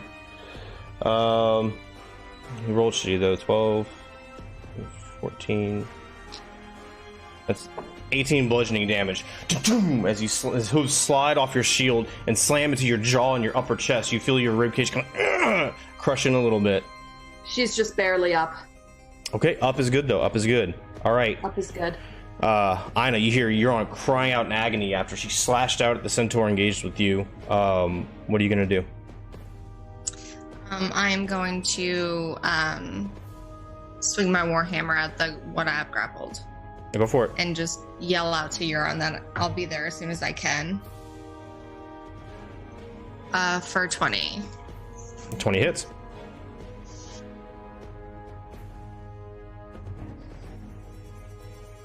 For 10 damage. All right. You whip him around, bury your warhammer into his ribcage. You hear it crack a little bit, and as he doubles over, and he kind of reaches up and grabs you, not grappling you, but grabs you, and you're both kind of. He is partially trying to get you off him, and partially you feel a lot of his weight on you, like he's not doing too good. Anything else? No, that's it for me. Okay, Lycus. Same thing going. he's hurting. So I'm gonna turn around from 4. I'm looking at. Oh, he's much deader than this guy. So I'm gonna turn and attempt to swipe at number 1. Okay. That is 16. 16 hits. So happy I have something that has a modifier on it for once. 5, 6, 8 slashing damage or piercing because short sword. All right, 8. As him and Einar are slashing, tossing around. You're trying to time it. You slam out. It cuts into his arm, and you tear it across his shoulder blades. Blood starts pouring down that side. He whips his arm around. Something kind of flicks across your chest. He is. Oh, not my god! Dang it! This is the golden embroidery B-class clothing. He is bleeding profusely. He's barely hanging on. Anything else? Get him, Ina. No. All right, you're on. Oh wait, is Cyanus still? Science is down. Yeah, I'm still down. Okay. Healing word again. Get the fuck up! And I magically infuse it with healing love. I say it because I care. Yeah, there you go. Get the fuck up! All right, fair enough. There you go. God, man, all my freaking spells are gonna go. How much health does he Well, get? we're about to go back to sleep. Yeah, Probably. I know, right? I'm rolling it. It's 1, but 4. 4. Okay. Yep. And I'm up. I'm up. Fine. I'm down. I'm up. Slowly starts stirring off the ground, groaning in agony. You done now, Lycus? Yeah, I'm done. That's it. Okay, you're Trying on. not to die. Yeah, right. She's just looking at the number 4, and it is just like, if I'm going down, motherfucker, you're coming with me. So just keep going. Yes, thank God. That is a dirty 20. 20 hits. 5 damage, Okay, 5 damage. and that is oh, damn. Yeah, that is all I'm gonna do for now. Okay. So Euron and Centaur are still outmaneuvering. They're kind of dancing in this strange martial combat. Blood, sweat flying everywhere, dust getting kicked up all around them. Cyanus, you're up. What are you gonna do? As I'm getting up, I'm gonna swing at number 1's legs. Okay. So you hop up, uppercut with the still using the spear. Yep. Okay. The spear rises up with you. Attack roll. And that's 14. Okay. Roll for damage. 9, 14, 15. 15 piercing. All right. So as you're rising, you slam the spear into its underside, picking up. It reels back. You wrench it downward. It lurches onto his front legs. Ina's got it on the side. It starts to crumble for you, and you feel it just go limp. Ina, you toss that one off to the side. Cyanus wrecked him. There's 1 left. Welcome back, buddy. You hear an applause from the far side. Anything else, Cyanus?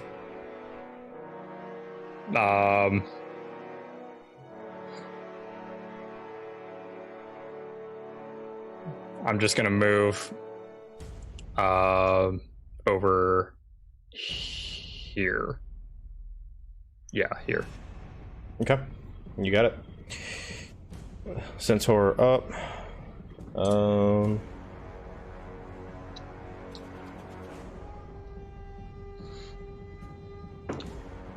Roll a die. He's gonna stay engaged with Euron. He senses that you're weakened, Euron. It's a 21 to hit, Euron. Hits. Yep. If it does more than 5, I'm down. Okay. He actually did 6. I'm sorry. So the pike slams out, jams into your lower right stomach, narrowly missing your breastplate. Double over and fall down to one knee. He tears it out. And, you fall down on your side. You're down. Next closest one is Lycus, who's been healing people and attacking shit. He's gonna lash out at Lycus with his hooves and rolls a natural 1.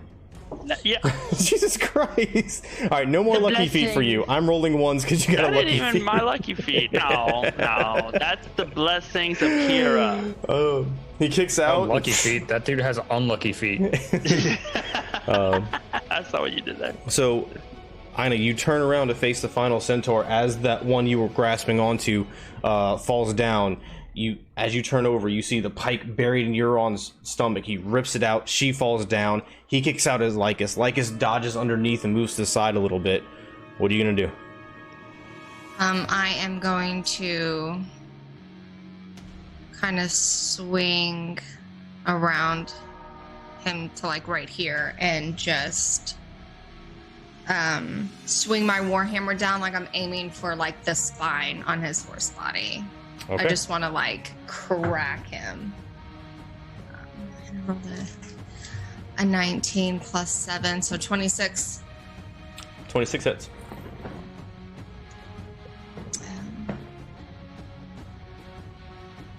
For 14 damage. 14 damage. Nice. He crumples under the weight a little bit and kind of kicks his hind legs out towards you as he gets back up to his normal height.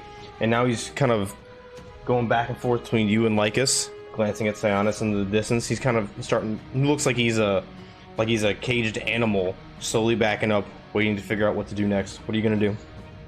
Any last words?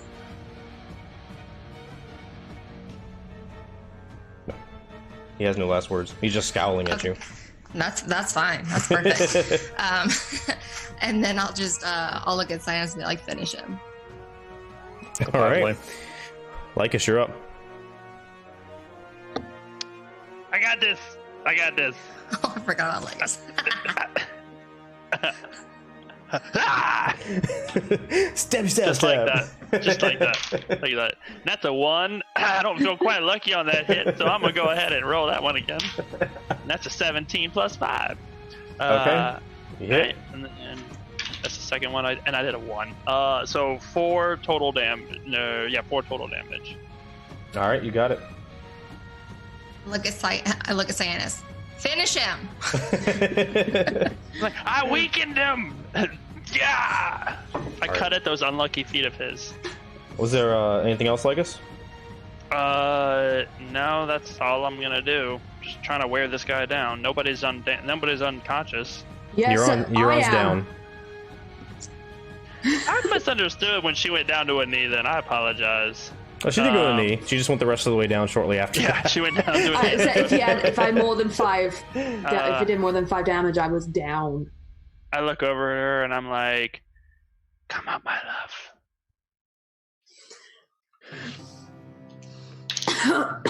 3, 4, 5 health. There you go. That was my final level 1 spell. Thank you. Okay. So, you passed out. Your eyes open. You're on your back. Shield on the left.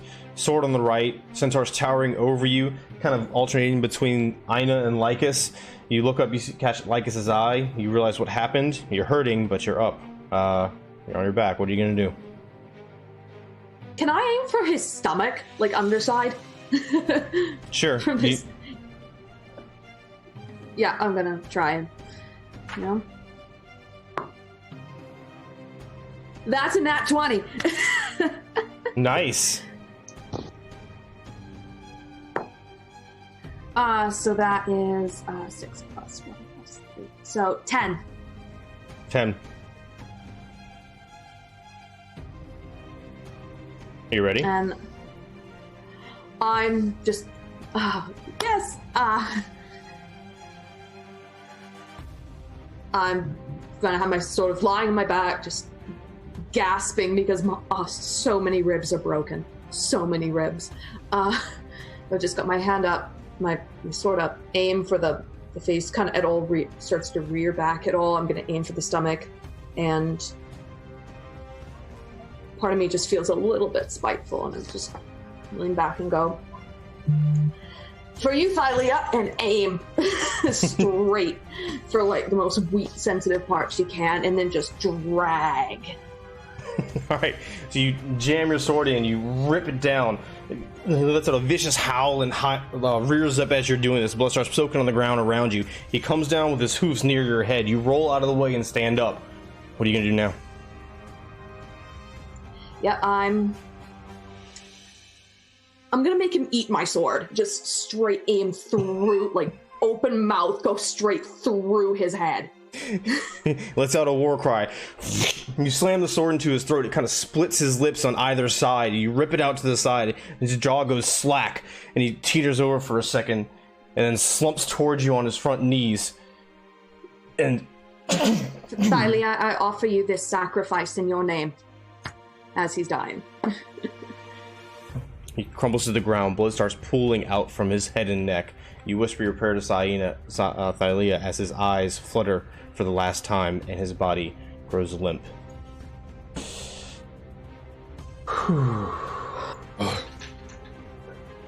Good job, guys. Oh. At this point, I'm just like standing there with my spear, and I'm like, so how'd that feel? Fucking good. I just fall on my ass, and I'm just like, wow. Oh, stop dying. That was good. That was very good. Still not what you want, though, is it? No. Creepy. Fine, fuck. And then as I'm like slowly bleeding out of my like off my arm or whatever, I just have my spear stuck out, and then I'm just like dripping onto it. You see the droplets of blood impact spear tip, and they start to slide off as normal, but before they make it to the bottom, they kind of slowly stop and maintain their droplet form on either side of the spear before spreading out, kind of congealing at first. And then you see the tip of the spear, as the blood spreads and thins over the entire course of it, these strange inscriptions start to wrap around it, highlighted in red by your blood. The same red inscriptions kind of snake down and around the shaft of the spear before reaching your hand and climbing up your fingertips, up your arm to your shoulder, and disappearing under your armor. After a few moments subside, the inscriptions dull, and now they're just barely visible, dark red against the all-black background of the spear. You feel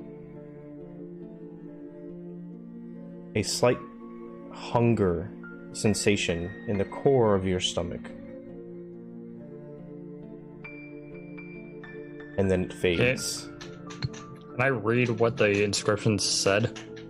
It was more like kind of like patterns of drawing. Not, if it was a language, it was a highly scripted language. You wouldn't have seen anything like it. You have now attuned to this weapon. You can find the information on it on D&D Beyond. It is known as the Grim Stalker.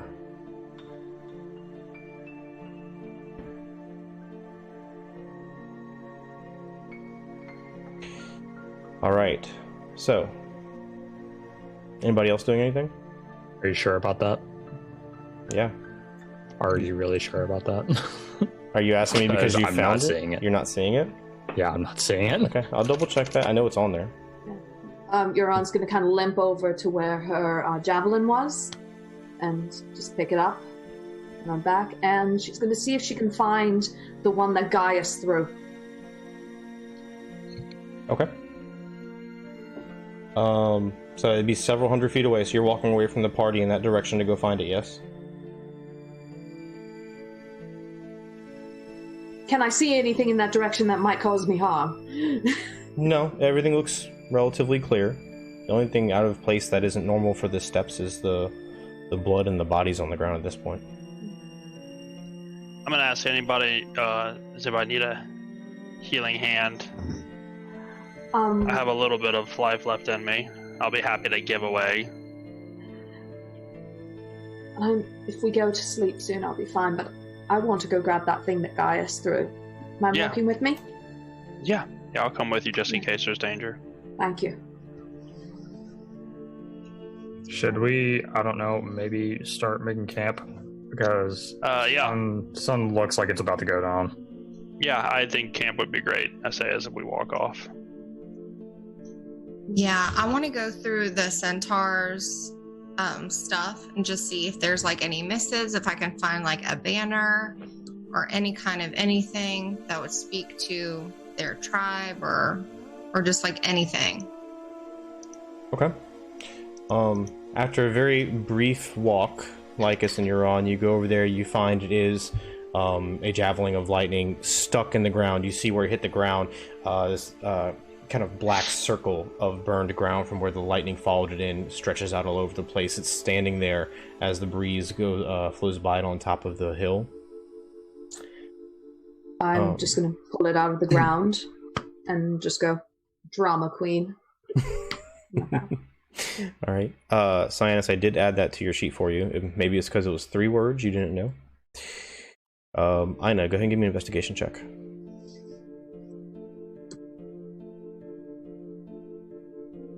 17. Okay. Yes.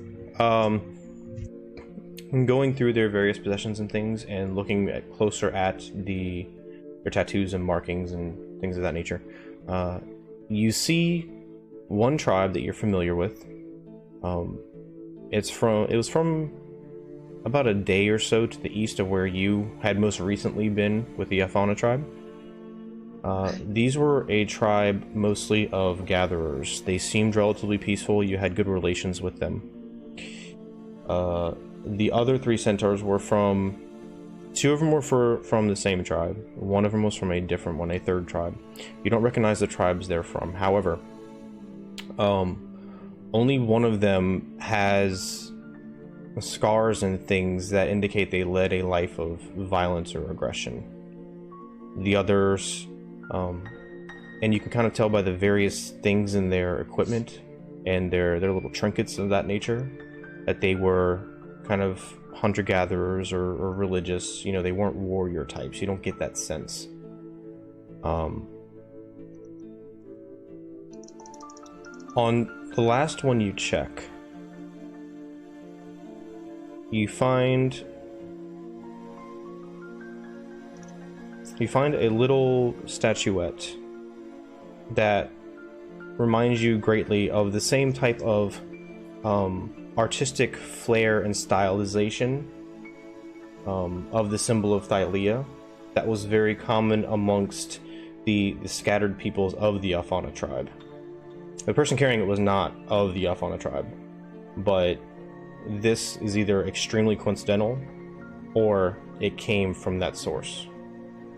That makes sense? Okay. Yeah, I will take that statuette and put it in my bag.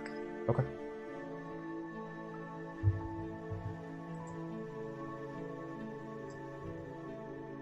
All right.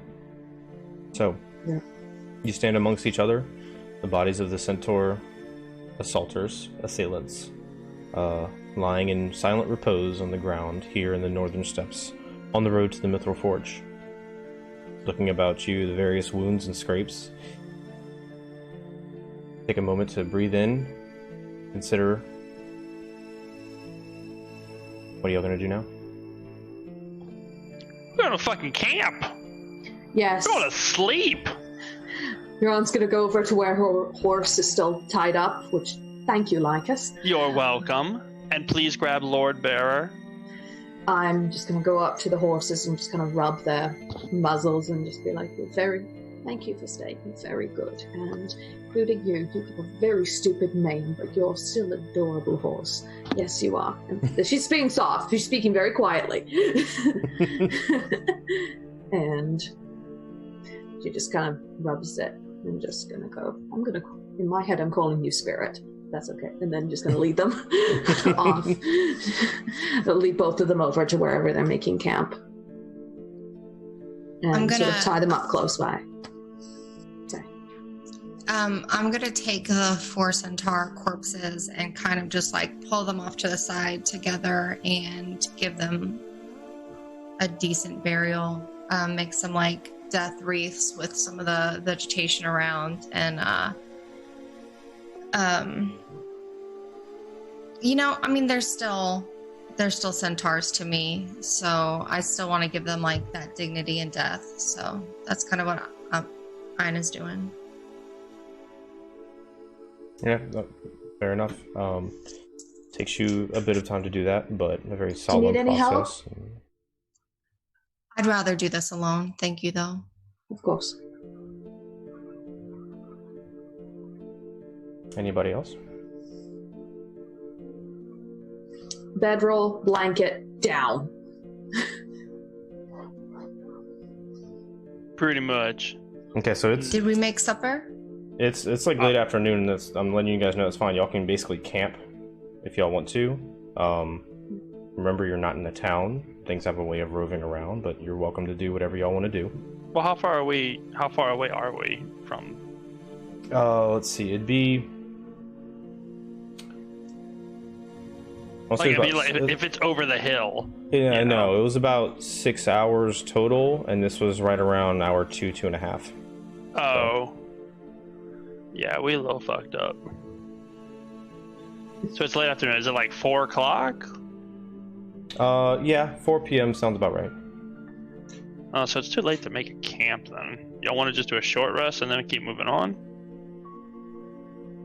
That might be good for right now, just so we can at least get a breather. I could manage that. Just Okay. Just let me nap. Wake me up when you're done. Yeah. I'm gonna sit down, kind of just play a tune. I'm gonna play the Song of Healing, or a little Song of Healing. And oh god, how does it go again? Song of Rest. But if anyone is gonna use an HD dice to get their health back, roll an extra D6. Gotcha. Okay, I'm definitely doing that. Yeah. Did you happen to come up with a song for this Song of Healing, out of curiosity, Lycus? The Song of Rest. Yeah. It goes. Sorry, Song of Rest. Rest. Please get your rest. I'm gonna keep singing this song until you rest. Yeah, that's exactly what it is. Got it. I know so many other lullabies that would work much better. You know that, right? Yeah, but I'm totally just gonna fuck with him and his stream on this one. And that's with me, buddy. Real quick, while y'all are taking a short rest, I put a message in Discord if y'all can check that real quick. And you can just answer in there. So, glancing around, everybody taking the hour to kind of relax, stitch up your bandage, your wounds, eating a little bit of food. Cyanus kind of absorbing the experience he just had. Anything y'all would like to talk about? I know. Are all Centaur gonna be that fucking crazy? Like, what the hell was that all about? Am I that fucking crazy?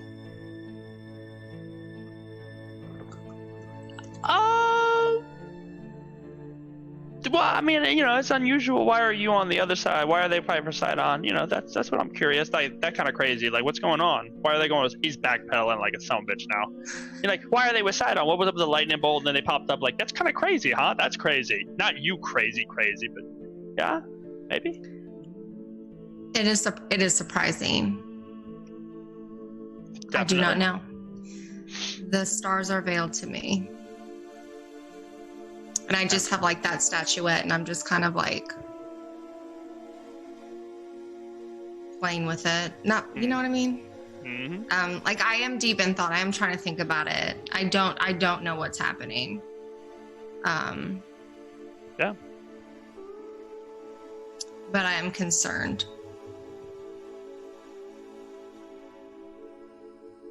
I'm definitely concerned.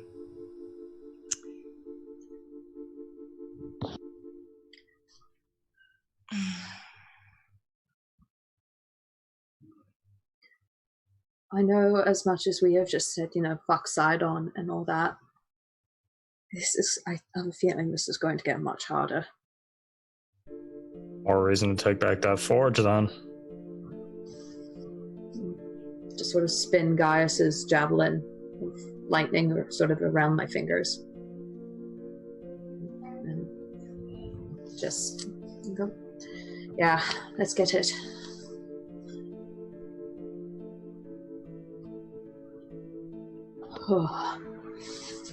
By the way, my short rest got me all the way back up to max health. All right. Well, let's get back in this fucking wagon and go. Ina just remembered something. Back before I was ever called for this, I think I shared with you guys that some centaurs killed a member of my tribe, Mikhail. And the soothsayer of my tribe told me that Sidon had rallied some centaurs under his banner to break the oath of peace, and that we were in danger, and that's kind of what brought me to Astoria to find some information. So I know that Sidon is trying to infiltrate the centaurs. I don't know how far his reach has spread, and I'm beginning to worry for my own tribe for various reasons. But I think that the faster we can turn the tides in our favor, the more centaurs we can save from Sidon's twisted ways. Absolutely. Of course. Yeah, fuck that guy and fuck what he's doing, and we'll do everything we can. I wonder what has been offered to sway centaurs under his banner. Well, I know that dragons decimated many of us decades ago. We are trying to rebuild, and if he could offer protection, security, power, that would be very attractive to us.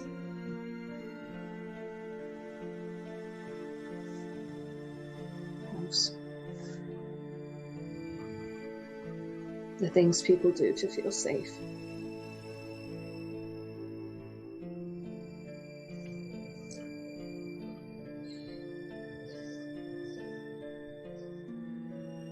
Okay.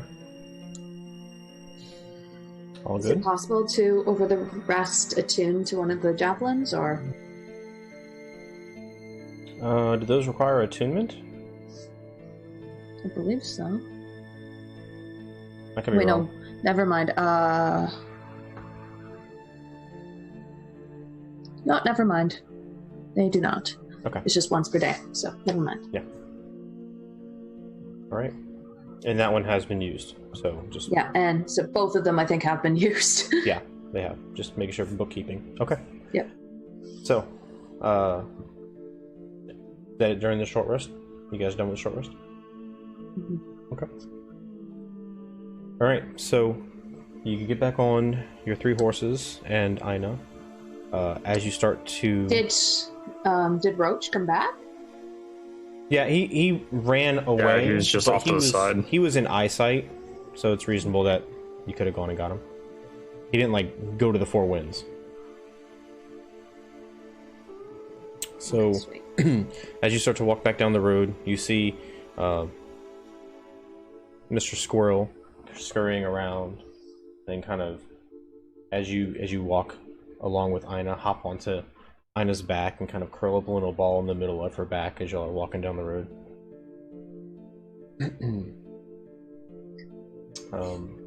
Just kind of smile and look at him and just go, I think he's yours now. Don't worry, he doesn't do much. He just sort of sits there and occasionally spits nuts at people. I'll like turn his body so he's facing like us. Just be like, aim there. The nerve of these people. And I like take my warhammer off my back and face like this, and I'm like, these people. These people. And I like shy as far away as I can on the other side of the wagon. Yeah. Yeah, you do. Duran just sort of sits and sees if she can, while they're riding, see if she can just start braiding the horse's mane. Turns into one of those complex, like, 4-part braids. All right, and we're on our way. Okay. I'm sorry. As you get further and further along the road, getting very close now. Real quick, Ashley. Do you guys want to need a break, or you want to keep going? Does anybody need a break? Want a break? It's okay if you do. Going. Okay. All right. Speak now, forever hold your peace.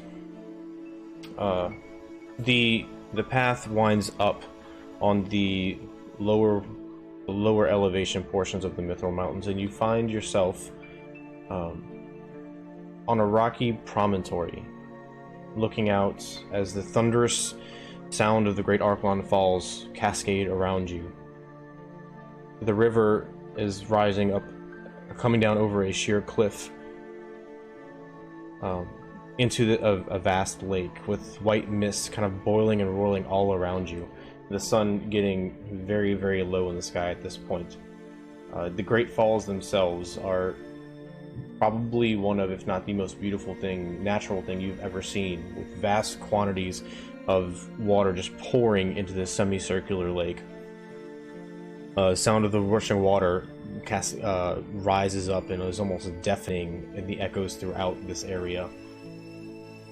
Around the semicircular lake, you see 4 gigantic statues of stone hands in various poses.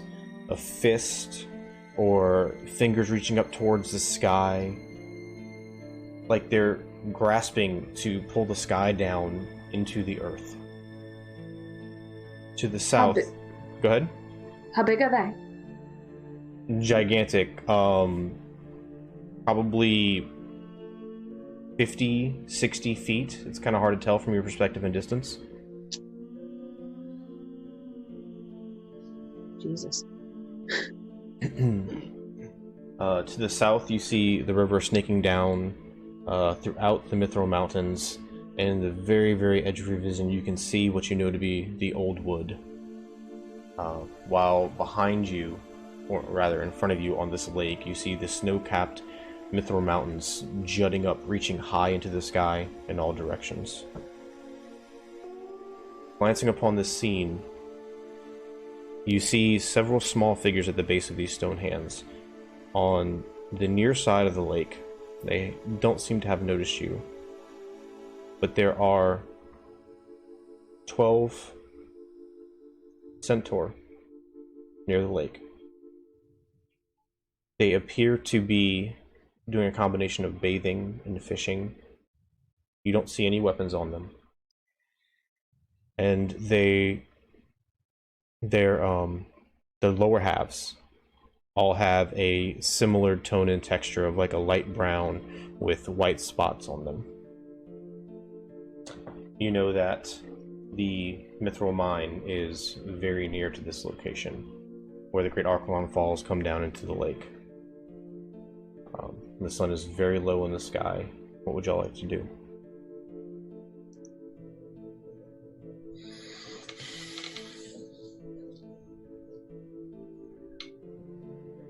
Gods above, what are those? She's just staring at the hands.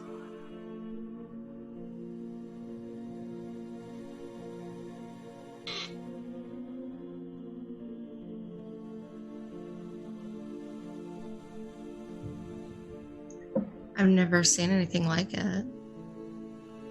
Would I have heard tales or anything referencing something like this? I mean, it has to be something of this grandeur. I would say, yeah, you can go ahead and give me a history check with advantage.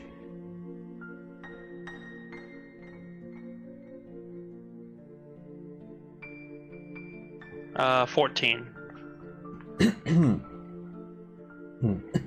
Sorry. depending on that difficulty.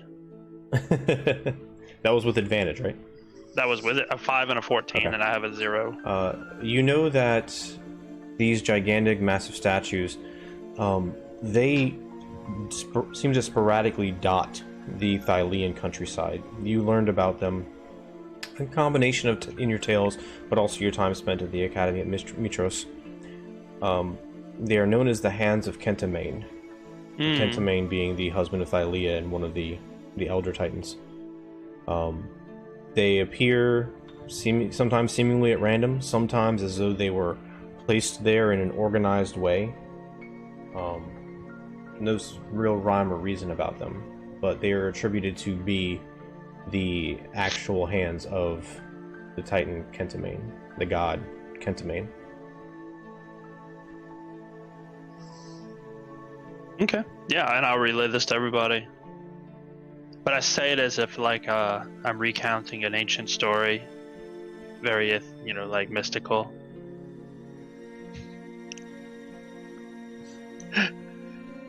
It's like, oh, sorry, that story gets me.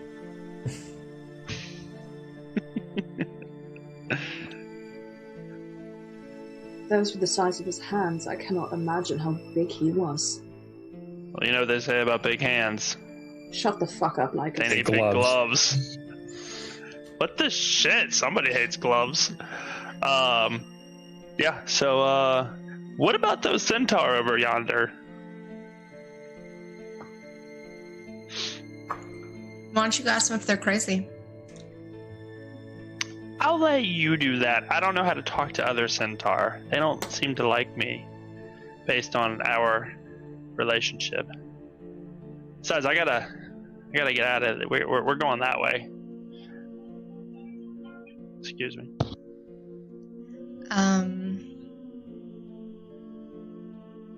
Do the centaurs, is it a co-ed kind of thing? Is it mainly women or men, adolescents? It seems relatively well mixed. Males, Okay. females, adolescents. No small children, but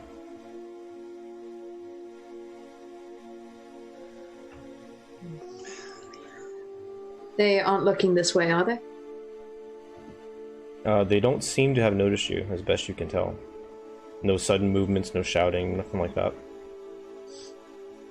I'm hesitant to go speak to them in case they are on the other side. I don't want to call attention to our presence here. They're not holding a banner or anything with them, are they? You see several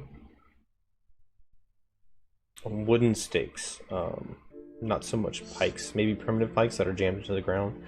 On the end of them, the only thing similar to a banner you see is a kind of like a scarlet ribbon that kind of winds down each one before the tail end flutters off into the breeze.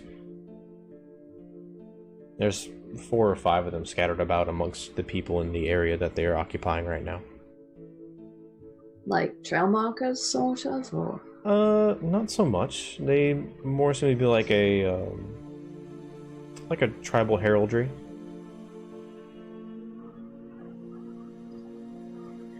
Ina, is that a regular feature? I've not spent much time near centaur groups, but What does do I that- tell her? Tell her whatever you tell her.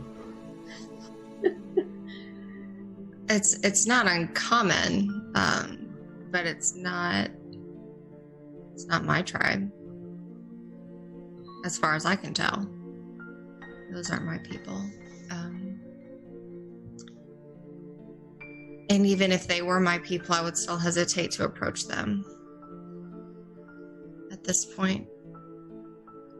So I think that it would be best that we maintain some distance and some secrecy. think the less people that know that we're here, the less chance that we could somehow get found out by the other side.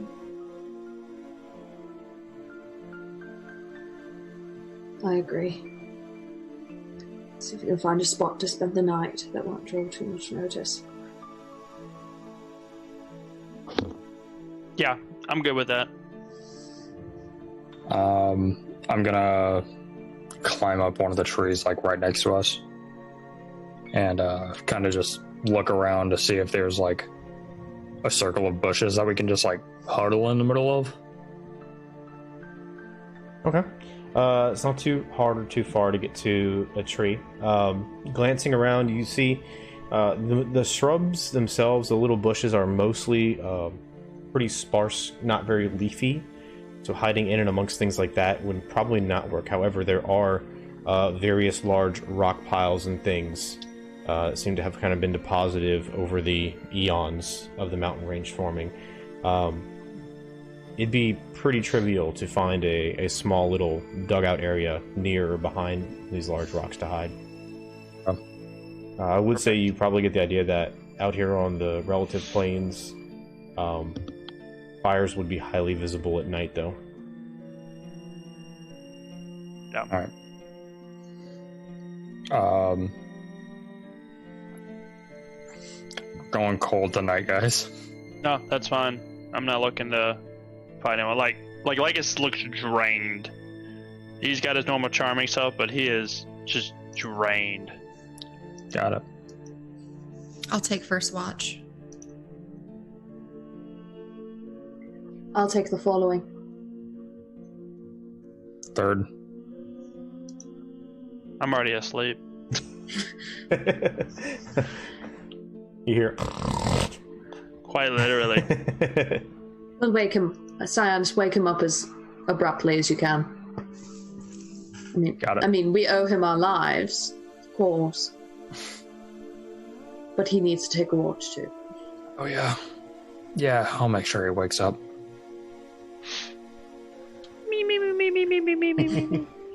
All right. You need to find the panpipes again. They're in that first pocket right at the edge where it's easy to reach. Oh, honey, I don't need a panpipe to wake someone up. I got these. Wake me up before you do that, then I want to see if whatever you've got planned with those. All right, so is there anything kind of besides keeping watch that y'all would like to do during your long rest? As long as like while you are awake. I'm not gonna say you have to just watch or do something else. You guys can kind of pay attention and do something else if you need to. Go ahead. Go ahead. I'll just like take my journal out of my bag and kind of like sketch the stars.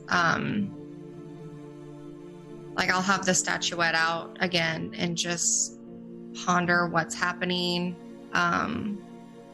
Think about like my tribe and if they've gone over to like follow Sidon ever since I saw Zool on the other side of the river. Just like really kind of search and think about like what happened since I left. Okay. Got it. Anybody else? I want to take a moment while I'm awake. I want to try and rack my brains one last time and see if there's anything I can remember more about the name Thessaly. Okay. Give me a history check.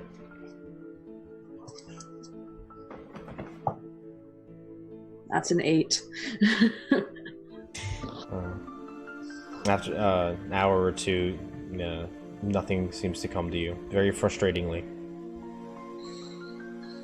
And I'm just going to kind of hold on to the necklace around my neck and kind of rub it and just say it just very softly. I'm coming.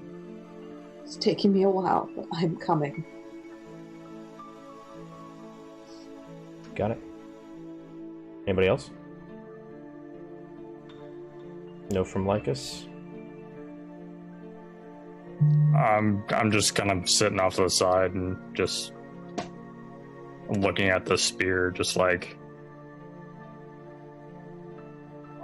what are you doing to me? You don't get a response. Like, I have a feeling there's more to this than I'm hearing.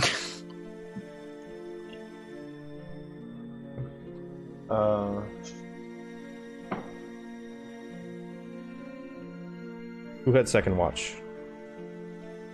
You're on. Okay. During your watch, you hear from off in the distance, since y'all kind of retreated back from that rocky promontory, you hear off in the distance the sound of shouts, water splashing, some kind of guttural shrieks mixed together for 30 seconds to a minute before everything quiets back down. Are we near a spot where I could look? You climb back up to the promontory. I'd say y'all are at least, good sense would be 150, 200 feet away from that. I don't think you guys would want to be up, highlighted like that.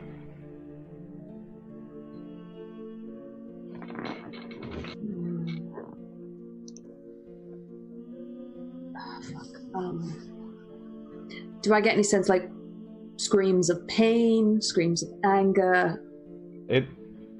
One of them was like a guttural, bestial type yell, one of the types of voices. The other were very much normal voices, kind of with a similar thickness to them as Aina has.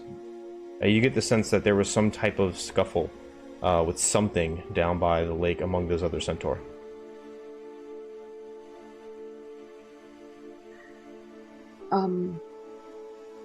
And just thinking back, so from the promontory down to where the centaurs were, how far away was it? That was a couple hundred feet. You were kind of up over the lake. Okay, I wouldn't be able to see at night anyway, not that far. I'm just gonna kind of sit up on edge and listen intently to see if any more sounds are like that and if they come closer. Okay, you got it. Nothing else happens to the remainder of your watch. And when I wake up Cyanus for his, I'll tell him. I'll just say, keep your ears open. I couldn't see it, but there was this screaming. Like something attacked the centaurs down there. Or something of the like. All right.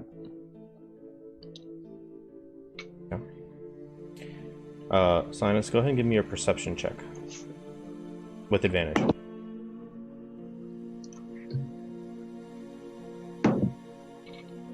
Alright, so that's 17. Okay. About 15-20 minutes into your watch, shortly after Euron's movement dies out, you see off in the distance, to the east, the moonlight is... The sky is very, very clear.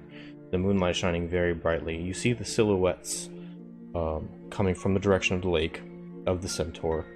They're kind of small and hard to see, but you see them moving away from the lake. And they're not moving towards you. They continue moving off a little bit further into the distance before disappearing behind a rocky outcropping. And there you see, for a brief amount of time, 5 minutes or so, the small flare of what's probably a campfire or a torch before it is extinguished.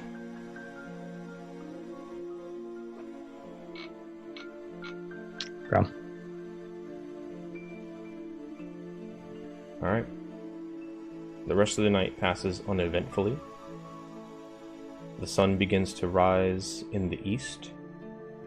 You all wake up a little stiff, but in much better condition than you went to sleep in. And if nobody has anything else, it's probably a good time to call the session. Is there anything y'all wanted to say or do just before? Make sure I don't leave you guys out. Okay. Only thing I would do is just let Aina know what I heard. Okay. We can lead in with that next time. All right. Well, thank you guys. Oh, let me kill this. thank you guys, players, for putting up with me. Everybody watching. I had some issues getting everything together and scheduling. It's why we did this, and I was late coming to the party, and players were really patient and appreciative, so I very much appreciate that, you guys. I hope y'all had fun tonight. As always, I hope y'all are being safe and happy and healthy. As always, again, please, if you enjoy hanging out with us, invite your friends. We'd love to meet them. The more community we have with us, the more fun this is for everybody. We've been kind of discussing maybe doing a pre-record thing like regularly, seeing how that works out, because there are pros and cons with that for versus actual live streaming. If we did that, then our schedule as far as a live stream probably wouldn't change. So if you feel either way about that, hit us up in Discord about it or on Twitter. If you haven't checked out the links below, website, Twitter, Discord, if you haven't joined the Discord, Patreon, all that good stuff, please feel free to do that. Hit us up with any questions. And until next week, or until we talk to you in Twitter or Discord, we love you all very, very much. Please take care of yourself. Have some great games. And we'll see you next time. All right? Take care, y'all.